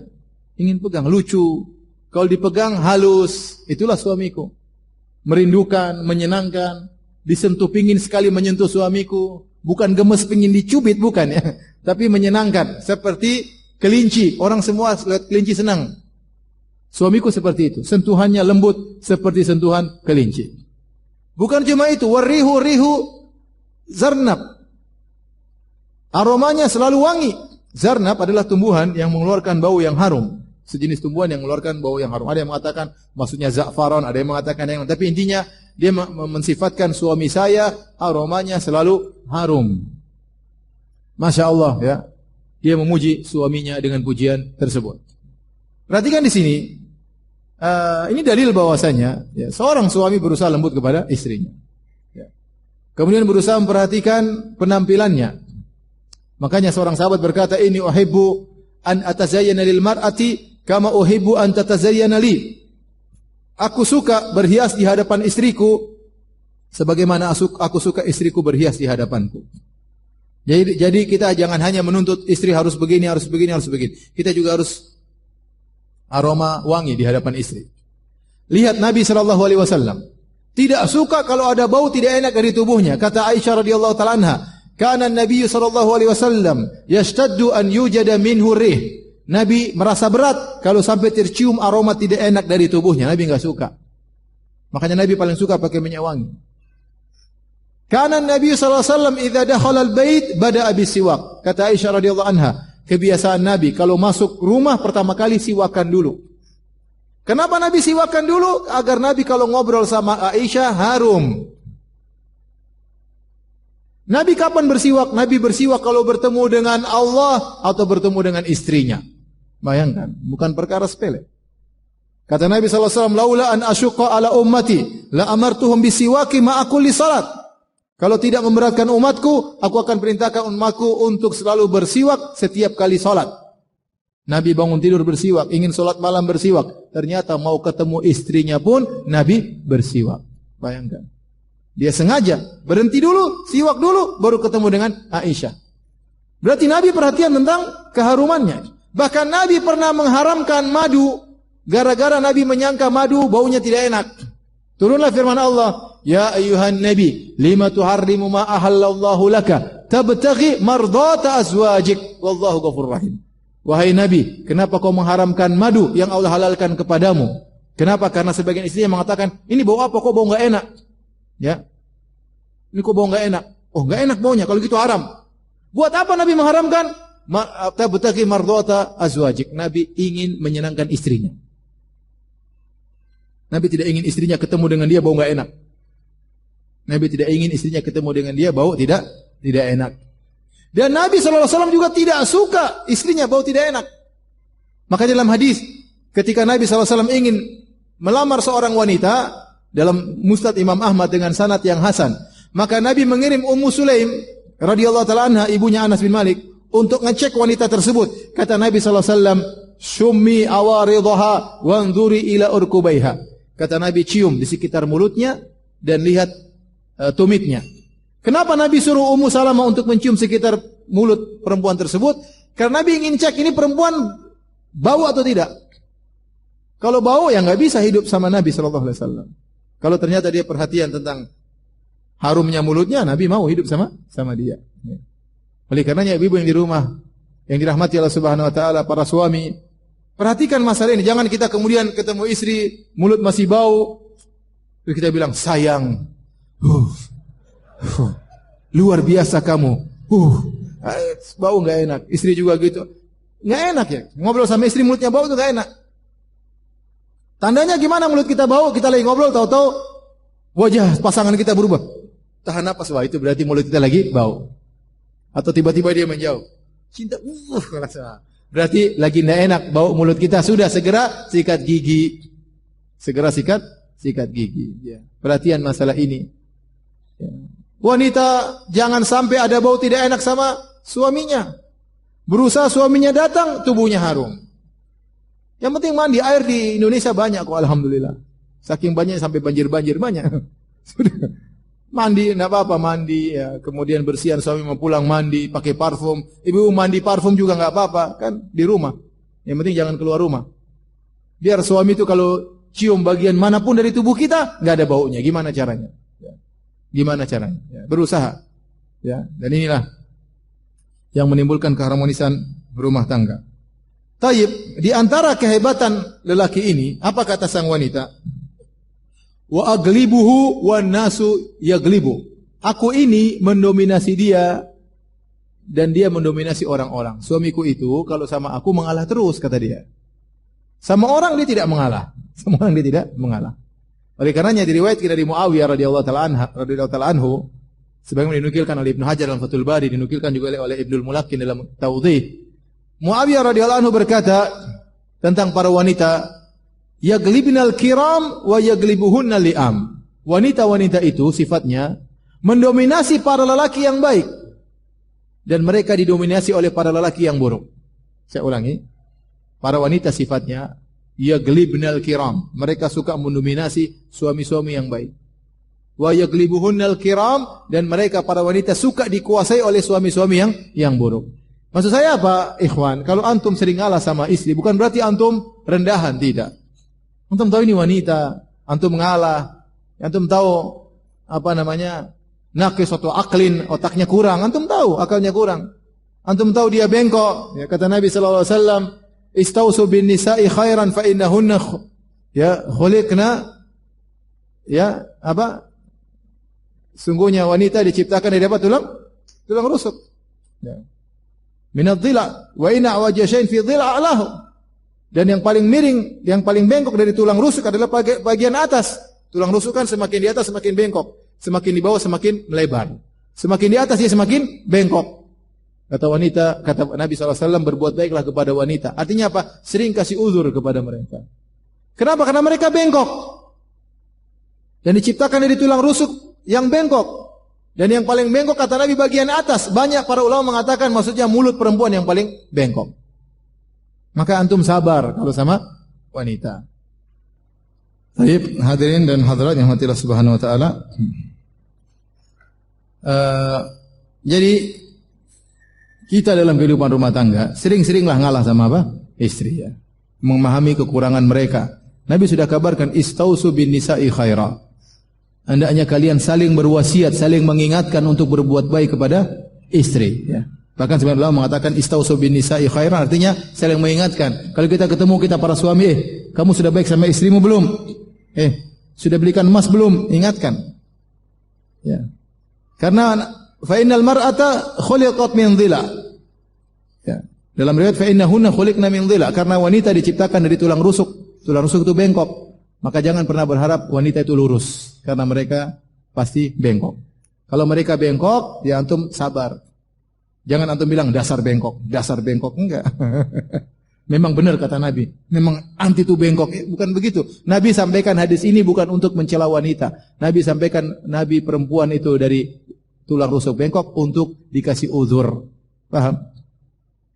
Oleh karenanya kalau antum ngalah, bukan berarti antum lemah ya, bukan berarti antum rendah. Ya selama antum mengalah karena Allah Subhanahu wa taala. Kita laki-laki mau tampar wanita gampang. Kita laki-laki mau ceraikan gampang, tapi kita tidak. Kita berusaha bersikap dengan mereka dengan penuh kelembutan karena apa? Karena Allah Subhanahu wa taala. Nabi yang suruh. Apalagi Muawiyah tadi berkata, wanita itu menguasai laki-laki yang baik. Ya, kalau antum dikuasai, oke saja ya. Tapi jangan sampai dikuasai segala hal ya. Oleh karenanya wanita ini berkata, ana aglibuhu, saya menguasai suamiku, wa nasu yaglibu, adapun dia menguasai orang-orang di luar ya. Tadi saya sampaikan Nabi SAW bersikap dengan istri-istrinya subhanallah dengan penuh kelembutan. Terkadang istrinya sebagian yang angkat suara. Dan Nabi SAW tidak mengatakan saya Nabi, saya orang paling mulia. Tidak, Nabi menjikapi seakan-akan dia seorang apa? Suami. Sebagai seorang suami. Baik. Kita lanjutkan. Yang keberapa sekarang? 9. Qalatit tasi'ah. Berkata wanita yang ke-9. Zauji rafi'ul imad. Suamiku tiang rumahnya tinggi. Rafi'ul imad. Tawilun nijat. Tali pedangnya panjang atau sarung pedangnya panjang. Azimur rimat. Debu di dapurnya bertumpuk-tumpuk. Qaribul baiti minan nat, dan rumahnya dekat dengan tempat pertemuan. Saya ulangi, dia katakan zauji rafi'ul imad. Suamiku tiang rumahnya tinggi. Tawilun nijat, tali pedangnya atau sarung pedangnya panjang. Azimur rimat, debu di dapurnya banyak, bertumpuk-tumpuk. Qaribul baiti minan nat, rumahnya dekat dengan tempat pertemuan. Apa maksudnya? Wanita ini menjelaskan suami yang sangat dermawan. Dia mengatakan, suamiku orang yang mulia. Zauji rafi'ul imad, rumahnya luas. Kalau tiangnya tinggi berarti rumahnya luas atau tidak? Luas. Orangnya gagah. Tawilun nijat, sarung pedangnya panjang. Kalau sarung pedangnya panjang berarti pedangnya panjang. Kalau pedangnya panjang berarti orangnya tinggi atau tidak? Tinggi. Enggak mungkin pedangnya panjang dia pendek, enggak. Berarti dia orangnya apa? Tinggi, gagah. Azimur rimat. Debu banyak, berdebu bekas kayu bakar banyak di dapurnya. Kenapa? Karena dia suka masak. Dia suka masak. Sering undang orang makan di rumahnya. Tidak sempat bersih-bersih, debu sudah numpuk lagi. Debu di dapurnya, bakar-bakar lagi, bakar kayu, banyak dimasak. Makanya dikatakan, qaribun baiti minan nat. Rumahnya dekat dengan tempat pertemuan. Artinya, orang-orang sering ke rumahnya. Orang-orang ada masalah datang ke dia. Rumahnya sering jadi tempat pertemuan. Itulah suamiku. Disenangi oleh masyarakat sekitar. Dijadikan tempat rujukan kalau ada permasalahan. Rumahnya terbuka. Dan dia sering mengundang orang untuk makan di rumahnya. Sehingga debu di dapur bertumpuk terus. Sebagian ulama mengatakan maksudnya azimur rimat, debunya banyak di dapurnya. Kenapa? Karena bahkan di malam hari, saking baiknya suamiku, dia bakar kayu di luar rumah. Supaya kalau ada orang-orang yang sedang berjalan, kelaparan di tengah malam, mampir di rumahnya. Kayunya, apinya enggak pernah mati bahkan di malam hari. Kenapa? Supaya orang lagi musafir, mampir ke rumahnya makan. Subhanallah. Ini kebiasaan orang-orang Arab terdahulu. Sampai diriwayatkan, dikisahkan dari Hatim At-Tai, bapaknya Adi bin Hatim At-Tai. Saking baiknya, kalau di musim malam, musim dingin, dia suruh budaknya nyalakan api. Kamu nyalakan api. Siapa tahu ada orang dalam perjalanan kelaparan di malam hari, biar dia mampir makan. Kalau dia sampai datang ada tamu ke sini, makan gara-gara kamu nyalakan api, kamu merdeka. Subhanallah. Saking baiknya. Jadi demikianlah suami wanita ke-9 ini. Dan kita sebagai istri, kalau kebetulan suami kita punya rezeki, kita dukung, jangan kita ajarin suami kita pelit, ya. Biar nggak kasih tamu, apa-apa kita bantu, kita dukung. Ada tamu-tamu datang ke rumah, bagi-bagi makanan ke tetangga, ada orang punya masalah, kita temui. Kalau memang suami kita berkompeten untuk tersebut. Kalau memang suami kita punya harta, nggak ada masalah. Jangan kita ajarin untuk apa? Untuk pelit. Ya, kita motivasi dia untuk bersedekah. Karena sering saya katakan, betapa besar pengaruh seorang istri terhadap suaminya. Betapa banyak suami yang jadi orang-orang yang dermawan gara-gara istrinya yang juga dermawan. Dan betapa banyak suami jadi super pelit gara-gara istrinya juga apa? Super pelit. Bahkan terkadang suami pelit kepada orang tuanya sendiri, pelit kepada ibunya, pelit kepada ayahnya. Kenapa? Istrinya yang ngajar. Istrinya yang ngajar. Oleh karenanya hati-hati ibu-ibu, jangan sampai ngajari suami apa? Pelit. Dukung suami dermawan, ibu-ibu juga dapat pahala mendukung suami untuk dermawan. Tadi yang keberapa? 9. Sekarang yang ke-10. Yang ke-10 sama. Juga suami yang sangat dermawan. Apa kata dia? Ini dia bangga sama suaminya. Dia berkata, qalatil ashira, berkata wanita yang ke-10, zauji Malik. Suamiku dialah namanya Malik. Suamiku si Malik. Wa ma adraka Malik? Wa ma adraka Malik? Tahukah engkau siapa itu Malik? Siapakah itu Malik? Dan ini uslub dalam Al-Quran sering. Al-Qari'ah, mal-Qari'ah, wa ma adraka mal-Qari'ah. Diulang-ulang. Tahukah kamu Al-Qari'ah atau Al-Qari'ah? Ya. Seperti itu. Untuk Al-Haqqah, mal-Haqqah. Ini uslub dari bahasa Arab. Malik. Wa ma adraka Malik. Tahukah kamu siapa si Malik? Malikun khairun min dhalik. Malik lebih baik daripada semua itu. Artinya apa? Suamiku itu lebih baik daripada yang kalian persangkakan. Suamiku baik sekali. Ya. Suamiku baik sekali. Si Malik itu baik sekali. Kalian mungkin menduga suamiku begini-begini, lebih baik daripada dugaan kalian. Malikun khairun min dzalik. Lebih baik daripada yang kalian duga. Di antara kebaikannya, lahu ibilun katsiratul mabarik qalilatul masarih. Idza sami'na sautal mizhar, dalam riwayat sautal muzhir, ayqanna annahunna hawalik. Kata dia, suamiku itu si Malik. Tahukah kamu siapa si Malik? Malik lebih baik daripada yang kalian persangkakan. Dia punya onta-onta yang tempat deremnya, tempat semacam kandangnya, tempat dia berpos luas. Qalilatul masarih, tapi areal untuk digembalakan sedikit. Lebih banyak jumlah ontanya untuk kandang, bukan kandangnya tapi tempat dia ngetem di situ, lebih banyak daripada tempat dia untuk digembalakan mencari rumput-rumputan. Apa maksudnya? Maksudnya, ini Malik selalu menyediakan onta yang banyak. Kenapa? Sering menjamu tamu, sering bersedekah. Dan onta-onta tersebut sering sebelum digembalakan sudah disembelih terlebih dahulu. Sehingga yang digembalakan lebih sedikit daripada yang dipotong. Karena baru datangkan onta, belum sempat digembalakan, dipotong. Belum sempat digembalakan, dipotong. Sehingga katsiratul mabarik qalilatul masarih. Lebih banyak tempat ngetemnya onta daripada tempat gembalanya onta. Ini apa bahasa kiasan. Terus dia berkata, "Idza sami'na sautal mizhar ayqanna annahunna hawalik." Itu onta-onta kalau sudah mendengar suara duf, mereka yakin mereka bakalan mati. Kenapa? Kebiasaan majikannya, kebiasaan tuan rumah sering undang orang. Kalau orang sudah datang, terkadang disambut dengan duf, dengan gendang. Kalau onta-onta sudah dengar gendang, oh, ntar lagi kita mati. Kenapa? Karena dia suka sedekah, suka menyembelih onta-onta untuk menjamu tamu. Itulah suamiku si Malik. Taib, kita sampai pada suami yang terakhir. Siapa? Abu Zara. Mudah-mudahan antum seperti Abu Zara, bahkan lebih baik daripada Abu Zara. Taib. Qalatil hadiyatu asyarah. Berkata wanita yang ke-11 yang terakhir. Dia berkata, Zauji Abu Zara. Suamiku Abu Zara namanya. Fama Abu Zara? Tahukah kalian siapa itu Abu Zara? Dia mulai cerita tentang suaminya.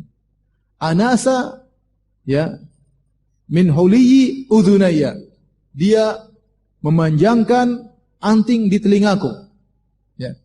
Anasa ya itu maksudnya memanjangkan. Makanya sebenarnya mengatakan kenapa salah seorang raja di Yaman diberi gelar dengan Abu Nuwas. Abu Nuwas karena dia memiliki dhafirah, yaitu dia memiliki kepang yang panjang yang terjulur di pundaknya, maka dia diberi gelar dengan sang pemilik rambut yang terjulur, maka diberi gelar dengan Abu Nuwas. Anasa dari itu kalimat itu. Sehingga maksudnya suamiku itu memberikan anting yang banyak, sehingga anting yang besar, sehingga menjulur di telingaku ke bawah. Artinya saya dikasih emas. Bukan anting kecil, anting panjang ya. Berarti antingnya tebal dan besar ya. Kemudian kata dia, wa mala'a min syahmi adhudayya.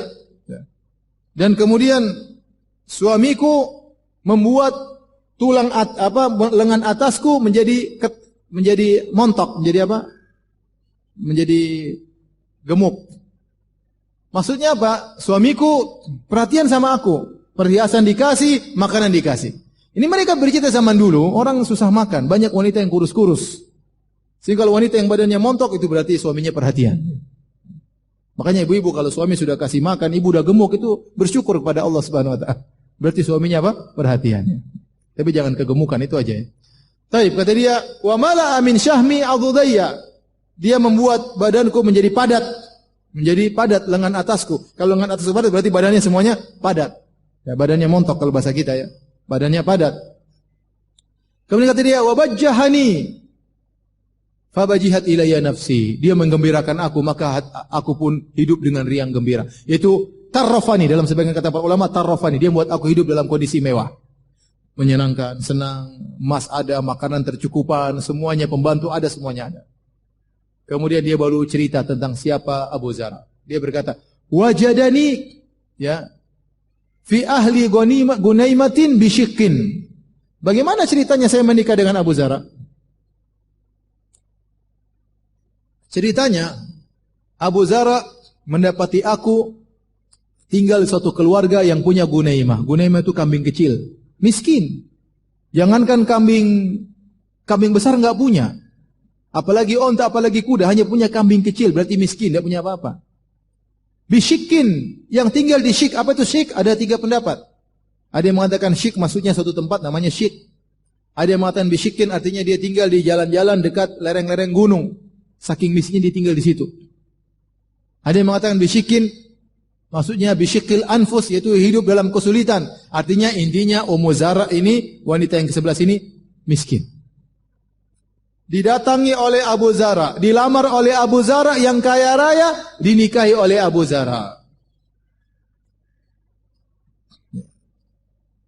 Kemudian dia berkata, faja'alani fi ahli sahilin wa atitin wa da'isin wa munaq. Maka setelah dia mendapati aku di rumah yang miskin, dia pindahkan aku ke rumah yang baru. Di rumah baru tersebut aku mendengar sahil, atit, aku dengar suara kuda, sahil, kuda suara. Aku dengar atit, atit suara onta. Onta atit sebenarnya bukan suara onta, tapi dia adalah suara pelana atau keranda yang diletakkan di atas onta. Keranda tersebut kalau dinaiki bunyi krek. Artinya apa? Tidak semua orang punya onta punya seperti itu. Artinya ini Abu Zara sangat kaya, bukan cuma punya onta, bahkan punya onta yang dipasang keranda dan pelana. Dahulu itu kendaraan paling sip, paling top di zaman itu. Tinggal naik di atas, tidur, ontanya jalan, Masya Allah. Ya, itu Mercedes versi zaman dahulu. Jadi kaya dia. Ya. Ahli sahilin wa atitin wa da'isin wal munak. Karena aku mendengar suara biji-bijian yang dibersihkan dari kulitnya. Munaknya juga ada beberapa khilaf, tapi di antaranya aku mendengar suara hewan-hewan, ada suara kambing, ada suara ayam, intinya dia orang kaya raya. ternak punya, biji-bijian juga punya.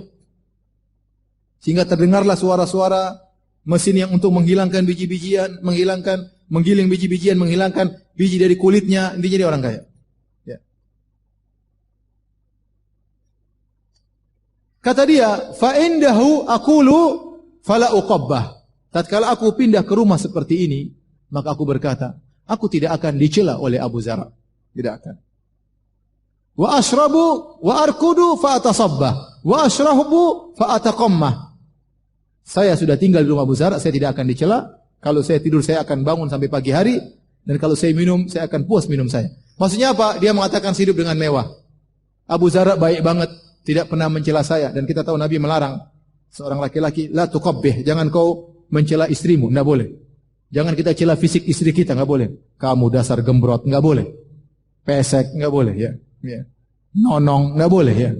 Apalagi berkaitan dengan kecantikannya. Sensi, perempuan enggak bisa digitukan. Antum harus bilang kamu paling cantik. Cantik sekali. Tatkala lampu mati. Tatkala lampu matinya dalam hati, jangan diungkapin. Ya. Kalau istri antum tanya, "Mas, saya sama dia cantikan mana?" Antum jangan bilang cantikan dia, musibah. Nanti bilang cantikan kamu.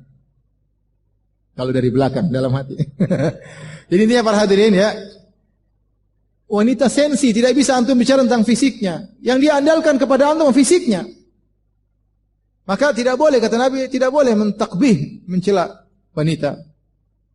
Ini kata dia, fala uqabbah fa indahu fala uqabbah. Aku tahu saya tidak akan dicela. Tidak dicela dari fisiknya, tidak dicela perbuatannya. Itu Ummu Zara' dimanja, mau ini mau anu terserah. Ya pernah, kenapa kamu begini? Kenapa kamu begini? Kenapa kamu begini? Masya Allah suaminya baik banget ya. Wa arkudu fa atasabbah. Kalau saya tidur sampai pagi.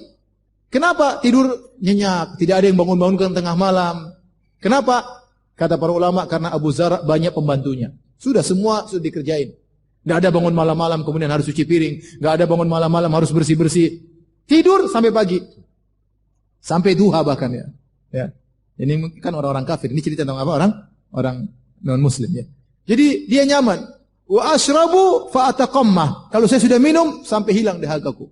Tidak sebagian orang mungkin kekurangan air, minum sedikit, haus lagi. Tidak, saya nyaman. Semua makanan, minuman semua nyaman. Itulah suaminya.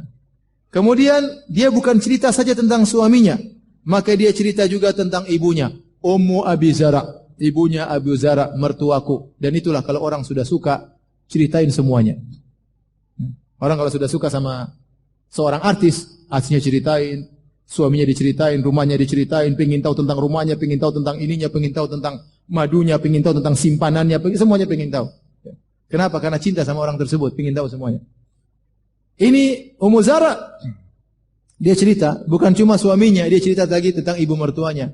Ummu Abi Zara', tahukah kamu siapa mertuaku, ibu mertuaku? Ya. Hukumuha ridah wa baituha fasah. Ibu mertuaku panci-pancinya besar, yaitu perabotnya banyak makanan, rumahnya luas. Ibu mertuaku juga orang kaya. Ibnu Abi Zara', tahukah engkau bagaimana putra Abu Zara', yaitu anak tiriku, anak bawaan suamiku. Anak bawaan suamiku juga orang top. Ya. Sampai di situ semua dia mengatakan majja'uhu kamasalli syatbah. Putra suamiku kalau tidur seperti masalli syatbah. Syatbah itu seperti jarit yang dihilangkan tinggal jadi tipis maksudnya. Jadi putra suamiku itu badannya kurus dan panjang. Kalau tidur cukup kasur yang sempit, tidak perlu lebar-lebar. Ya. Wa yushbi'uhu ya dhira'ul jafrah. Dan dia juga makan tidak banyak. Kalau makan cukup dengan kambing umur 4 bulan, pahanya sudah mengenyangkan dia. Artinya orangnya tidak rakus makan dan orangnya kurus, tidak gemuk. Dan ini pujian, ya, pujian kepada putranya. Kemudian bukan cuma itu, dia cerita lagi. Bintu Abi Zara', tahukah engkau bagaimana putrinya Abu Zara'? Ceritain semuanya. Siapakah putrinya Abu Zara'? Ya, dia mengatakan tau'u abiha wa tau'u ummiha. Ya, wa mil'u kisaiha wa ghaidhu jaratiha. Adapun putrinya Abu Zara', maka dia sangat taat kepada bapaknya, sangat taat kepada ibunya, badannya padat, dan dia membuat cemburu madu-madunya. Ya. Kenapa? Karena dia kaya, badannya padat, istri-istri dari suaminya yang lain cemburu kepada dia. Kemudian ini cerita siapa lagi? Jariyatu Abi Zara. Tahukah engkau pembantunya Abu Zara? Wama Jariyatu Abi Zara. Tahukah engkau siapa pembantunya Abu Zara? La tabussu hadithana tabthitha. Pembantunya Abu Zara itu tidak pernah cerita ke sana sini tentang kondisi kami. Dan ini pembantu yang baik. Bukan pembantu yang tahu tentang rahasia majikan, cerita sana sini. Dan itu banyak seperti itu. Pembantu yang tidak amanah, supir yang tidak amanah. Saya pernah naik mobil sama supir kawan saya. Di tengah jalan dia cerita tentang kawan saya. Semuanya dia bongkar, subhanallah. Oh, majikan saya Ustaz. Oh, istrinya, yo, ini teman saya semua diceritain. Saya, ya Allah, mudah-mudahan saya tidak dapat supir seperti ini. Nah, makanya pembantu kadang-kadang mereka juga ada perkumpulan di antara pembantu. Yang siapa yang mereka gibahi? Ya, majikan-majikan yang digibahi. Adapun pembantunya Abu Zara, la tabutsu hadithana tabditha. Tidak pernah cerita-cerita keluar. Wala tunakkithu miratana tankitha. Dan dia tidak pernah membawa makanan keluar. Tidak pernah nyolong.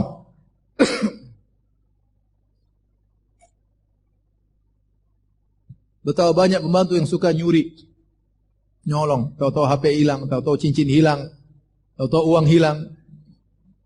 Ya, semua diapain? Ya. Kayaknya ada paguyuban pembantu yang suka apa? Mencuri. Pembantu ada yang jujur, amanah, tidak banyak, tapi ada. Ya. Tapi yang suka mencuri banyak. Ya. Adapun, ya, makanya bahagia kalau kita mendapati pembantu yang ternyata amanah, rajin sholat. Mungkin kerjanya enggak begitu beres, tapi kalau dia amanah, pegang itu pembantu. Ada mungkin membantu kerjaannya bersih tapi nyolong, repot. Kapan kita lengah diambil barang kita. Tapi pembantu ini Masya Allah dia amanah.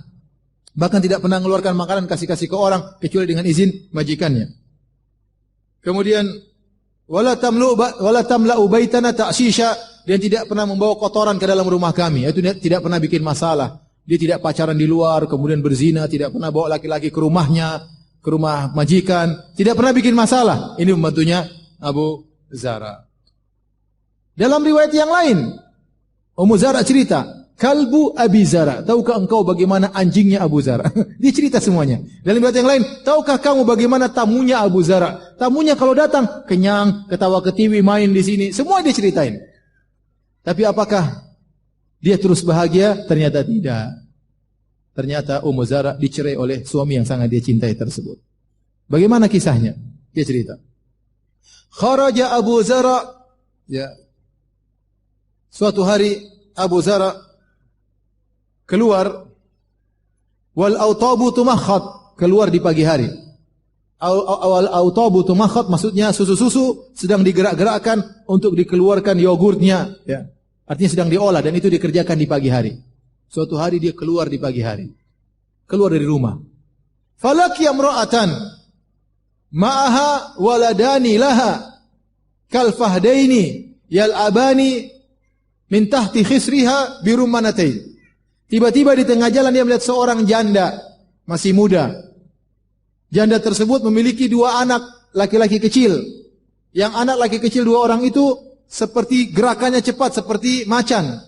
Main-main dengan giat. Apa yang mereka mainkan? Mereka sedang main buah delima, dua buah delima mereka lempar-lemparkan di bawah pinggang ibunya. Jadi ibunya sedang tidur terlentang, paham? Di bawah pinggangnya ada lubang. Kenapa? Mohon maaf karena bokongnya besar. Ya. Jadi bokongnya besar ada rongga. Rongga itu dibuat untuk lempar buah-buahan oleh dua apa? Anaknya. Waktu Abu Zara lihat, dia tertarik. Ini perempuan bokongnya besar, dia suka. Dalam sebagian, ini tafsir sebagian ulama. Tafsir yang lain mengatakan, dua anak tersebut bermain dengan dua buah delima. Maksudnya dua buah delima adalah bermain dengan buah dada wanita tersebut. Buah dadanya seperti buah delima yang menyenangkan. Intinya, Abu Zara tertarik sama janda tersebut. Subhanallah. Laki-laki kadang-kadang demikian. Begitu lihat langsung tertarik. Tidak ada angin, tidak ada hujan. Tahu-tahu tertarik. Apa yang dia lakukan? Fatallaqani wa nakahaha. Dia pun pulang ceraikan aku, dia nikah dengan janda tersebut. Selesai cerita. Dia dengar suara kuda, suara onta, semuanya tadi cerita semua, aku diceraikan, Masya Allah. Tetapi apakah Ummu Zara putus asa? Tidak, dia cerdas. Kalau dia tidak bisa mendapatkan kebahagiaan yang sempurna, kebahagiaan yang ada tetap dia jalani. Bukan berarti kemudian saya bunuh diri, gantung diri, dicerai. Enggak. Saya tidak mau nikah lagi. Enggak. Dia nikah lagi habis itu. Kata dia, "Fanakahtu ba'dahu rajulan sariyan, raqiba syariyan, wa akhadha khatiyan, wa araha alayya min kulli ra'itin zaujan, wa araha alayya na'aman kathiran."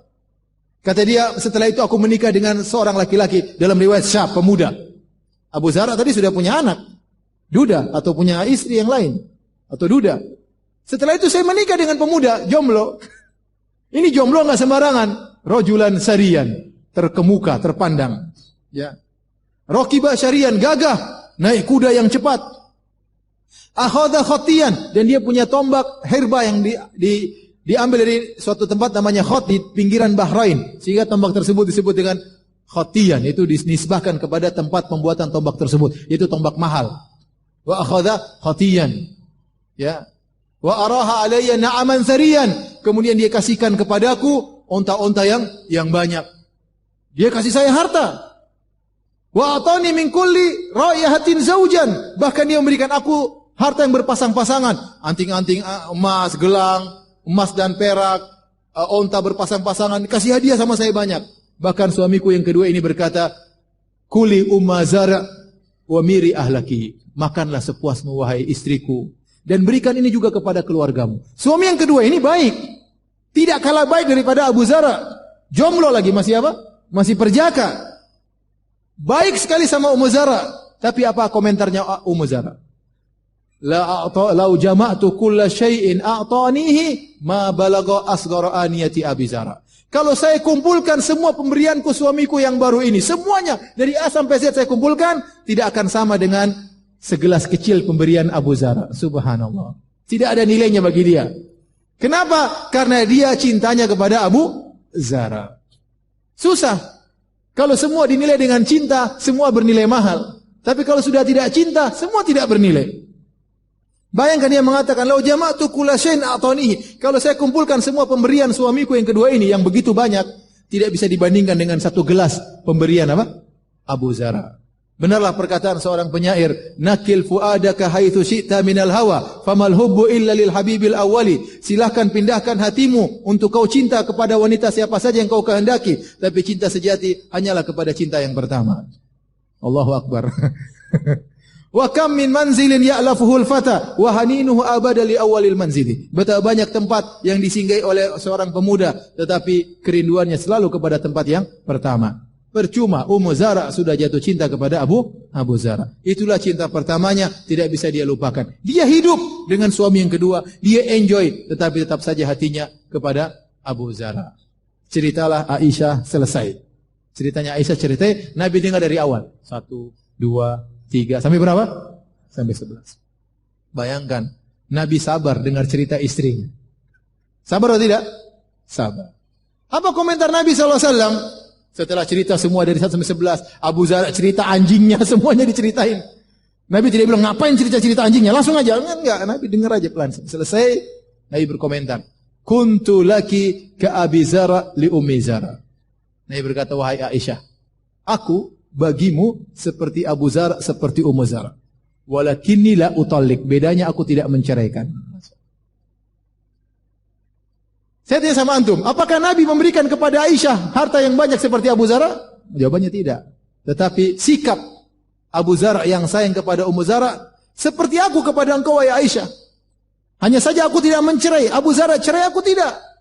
Aisyah menimpali, "Anta khairu min Abi Zara." Kau lebih baik daripada Abu Zara.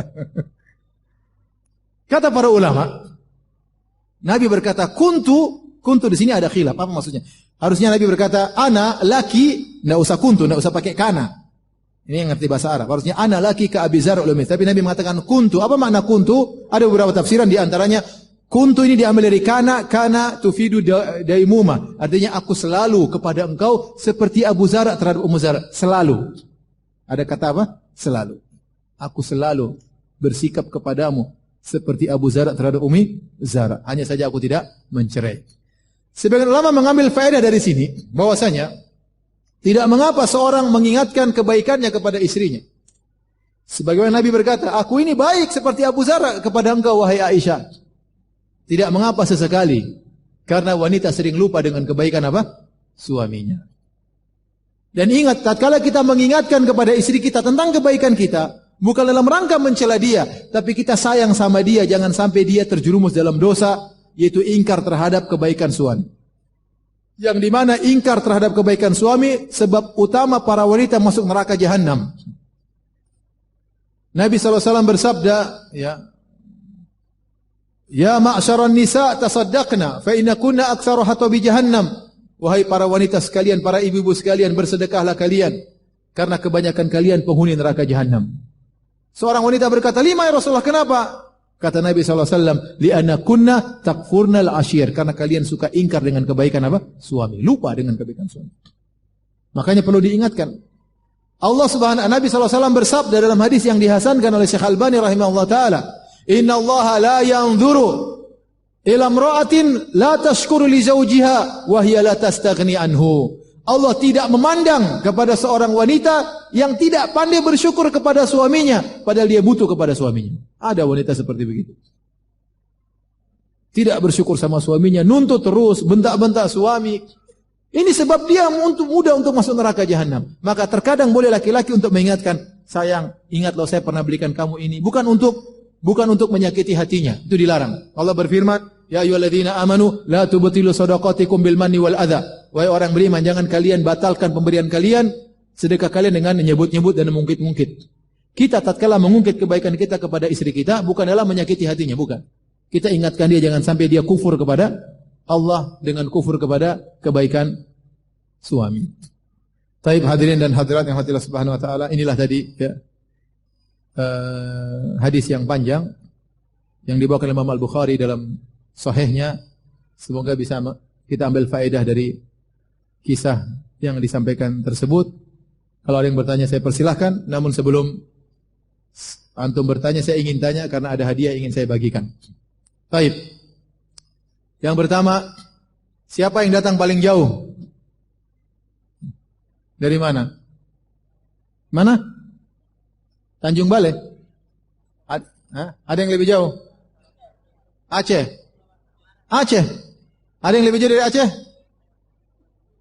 Bagan Batu. Mana lebih jauh, Bagan Batu atau Aceh? Aceh. Dari Padang. Padang sama Aceh jauh mana? Jauh Padang? Masya Allah. Ini Padang satu buat Aceh. Makassar tinggal di Makassar atau datang dari Makassar? Yang maksud saya yang datang dari jauh untuk ngaji memang. Dia datang dari jauh berpergian untuk datang ngaji. Aceh ini. Taib, yang seperti Abu Zar mana? yang paling tua angkat tangan.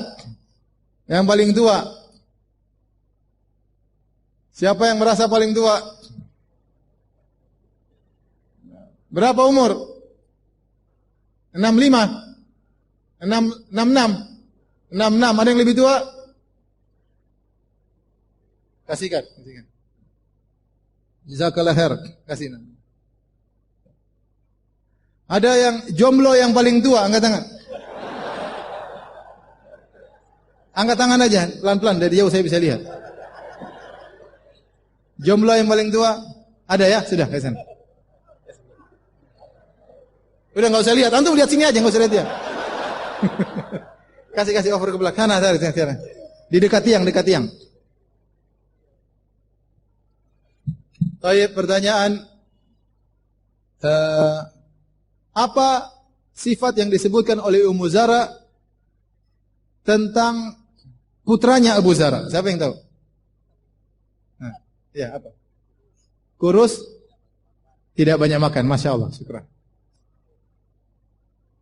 Taib, siapa yang bisa sebutkan ciri suami yang ke-8?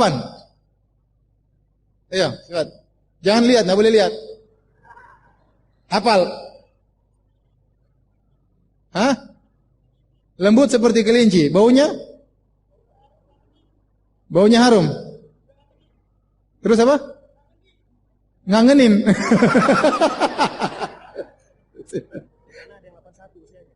Oh, ada yang 81. Tolong berikan yang 81. Masya Allah. Semoga Allah berkahi umurnya. Baik, tinggal satu terakhir. Ya.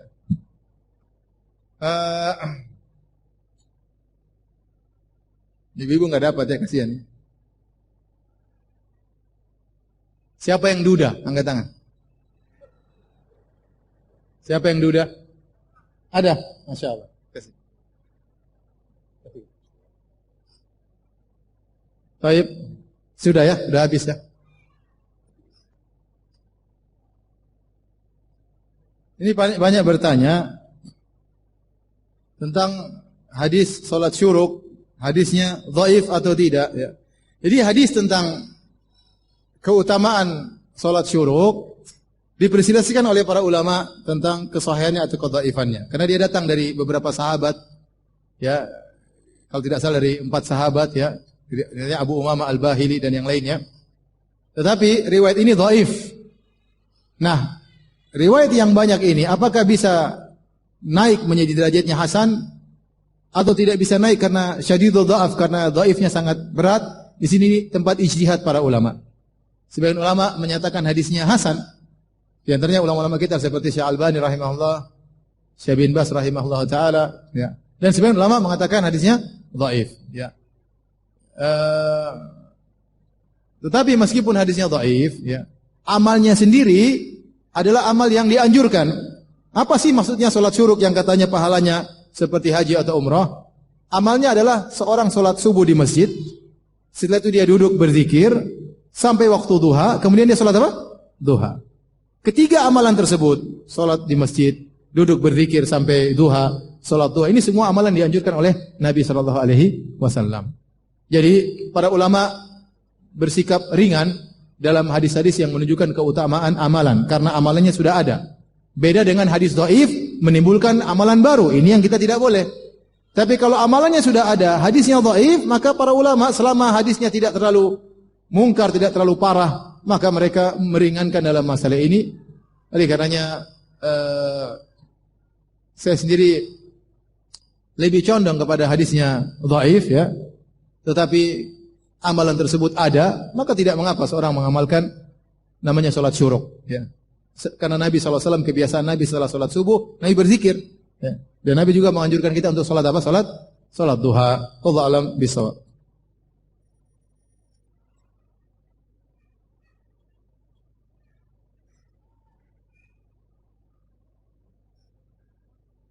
Mana yang didahulukan, salat tahiyatul masjid atau duduk langsung mendengar kajian? Ala kulli hal, kalau dia bisa gabungkan, dia salat tahiyatul masjid dengan ringan, kemudian dia duduk dengarkan apa? Pengajian. Tapi kalau dia langsung duduk pengajian, toh salat tahiyatul masjid, ijma ulama, hukumnya adalah sunnah, tidak sampai pada derajat apa? Wajib ya.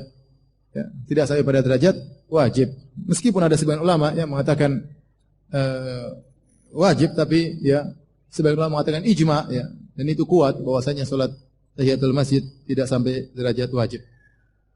Yang sudah download Bekal Islam angkat tangan coba. Bekal Islam. Belum ya? Tolong di-download ya. Di situ ada penjelasannya. Gratis ya. Bekal Islam download di Android sama di iPhone ada. Silakan di-download, nanti di situ juga ada saya bahas tentang salat syuruk dan juga tentang tadi salat tahiyatul masjid, hukumnya wajib atau sunnah. Baik, demikian saja kajian kita para hadirin hadirat rahmatillah subhanahu wa taala. Insyaallah kita dipertemukan di kesempatan yang lain ya. Dan semoga Allah pertemukan kita di surganya kelak. Amin ya rabbal alamin. Kita dengan kafaratul majlis. Subhanakallah bihamdik, asyhadu an la ilaha illa anta, astaghfiruka wa atubu ilaik. Assalamualaikum warahmatullahi wabarakatuh. Waalaikumsalam warahmatullahi wabarakatuh. Jazakallahu khairan, barakallahu fiik Ustaz.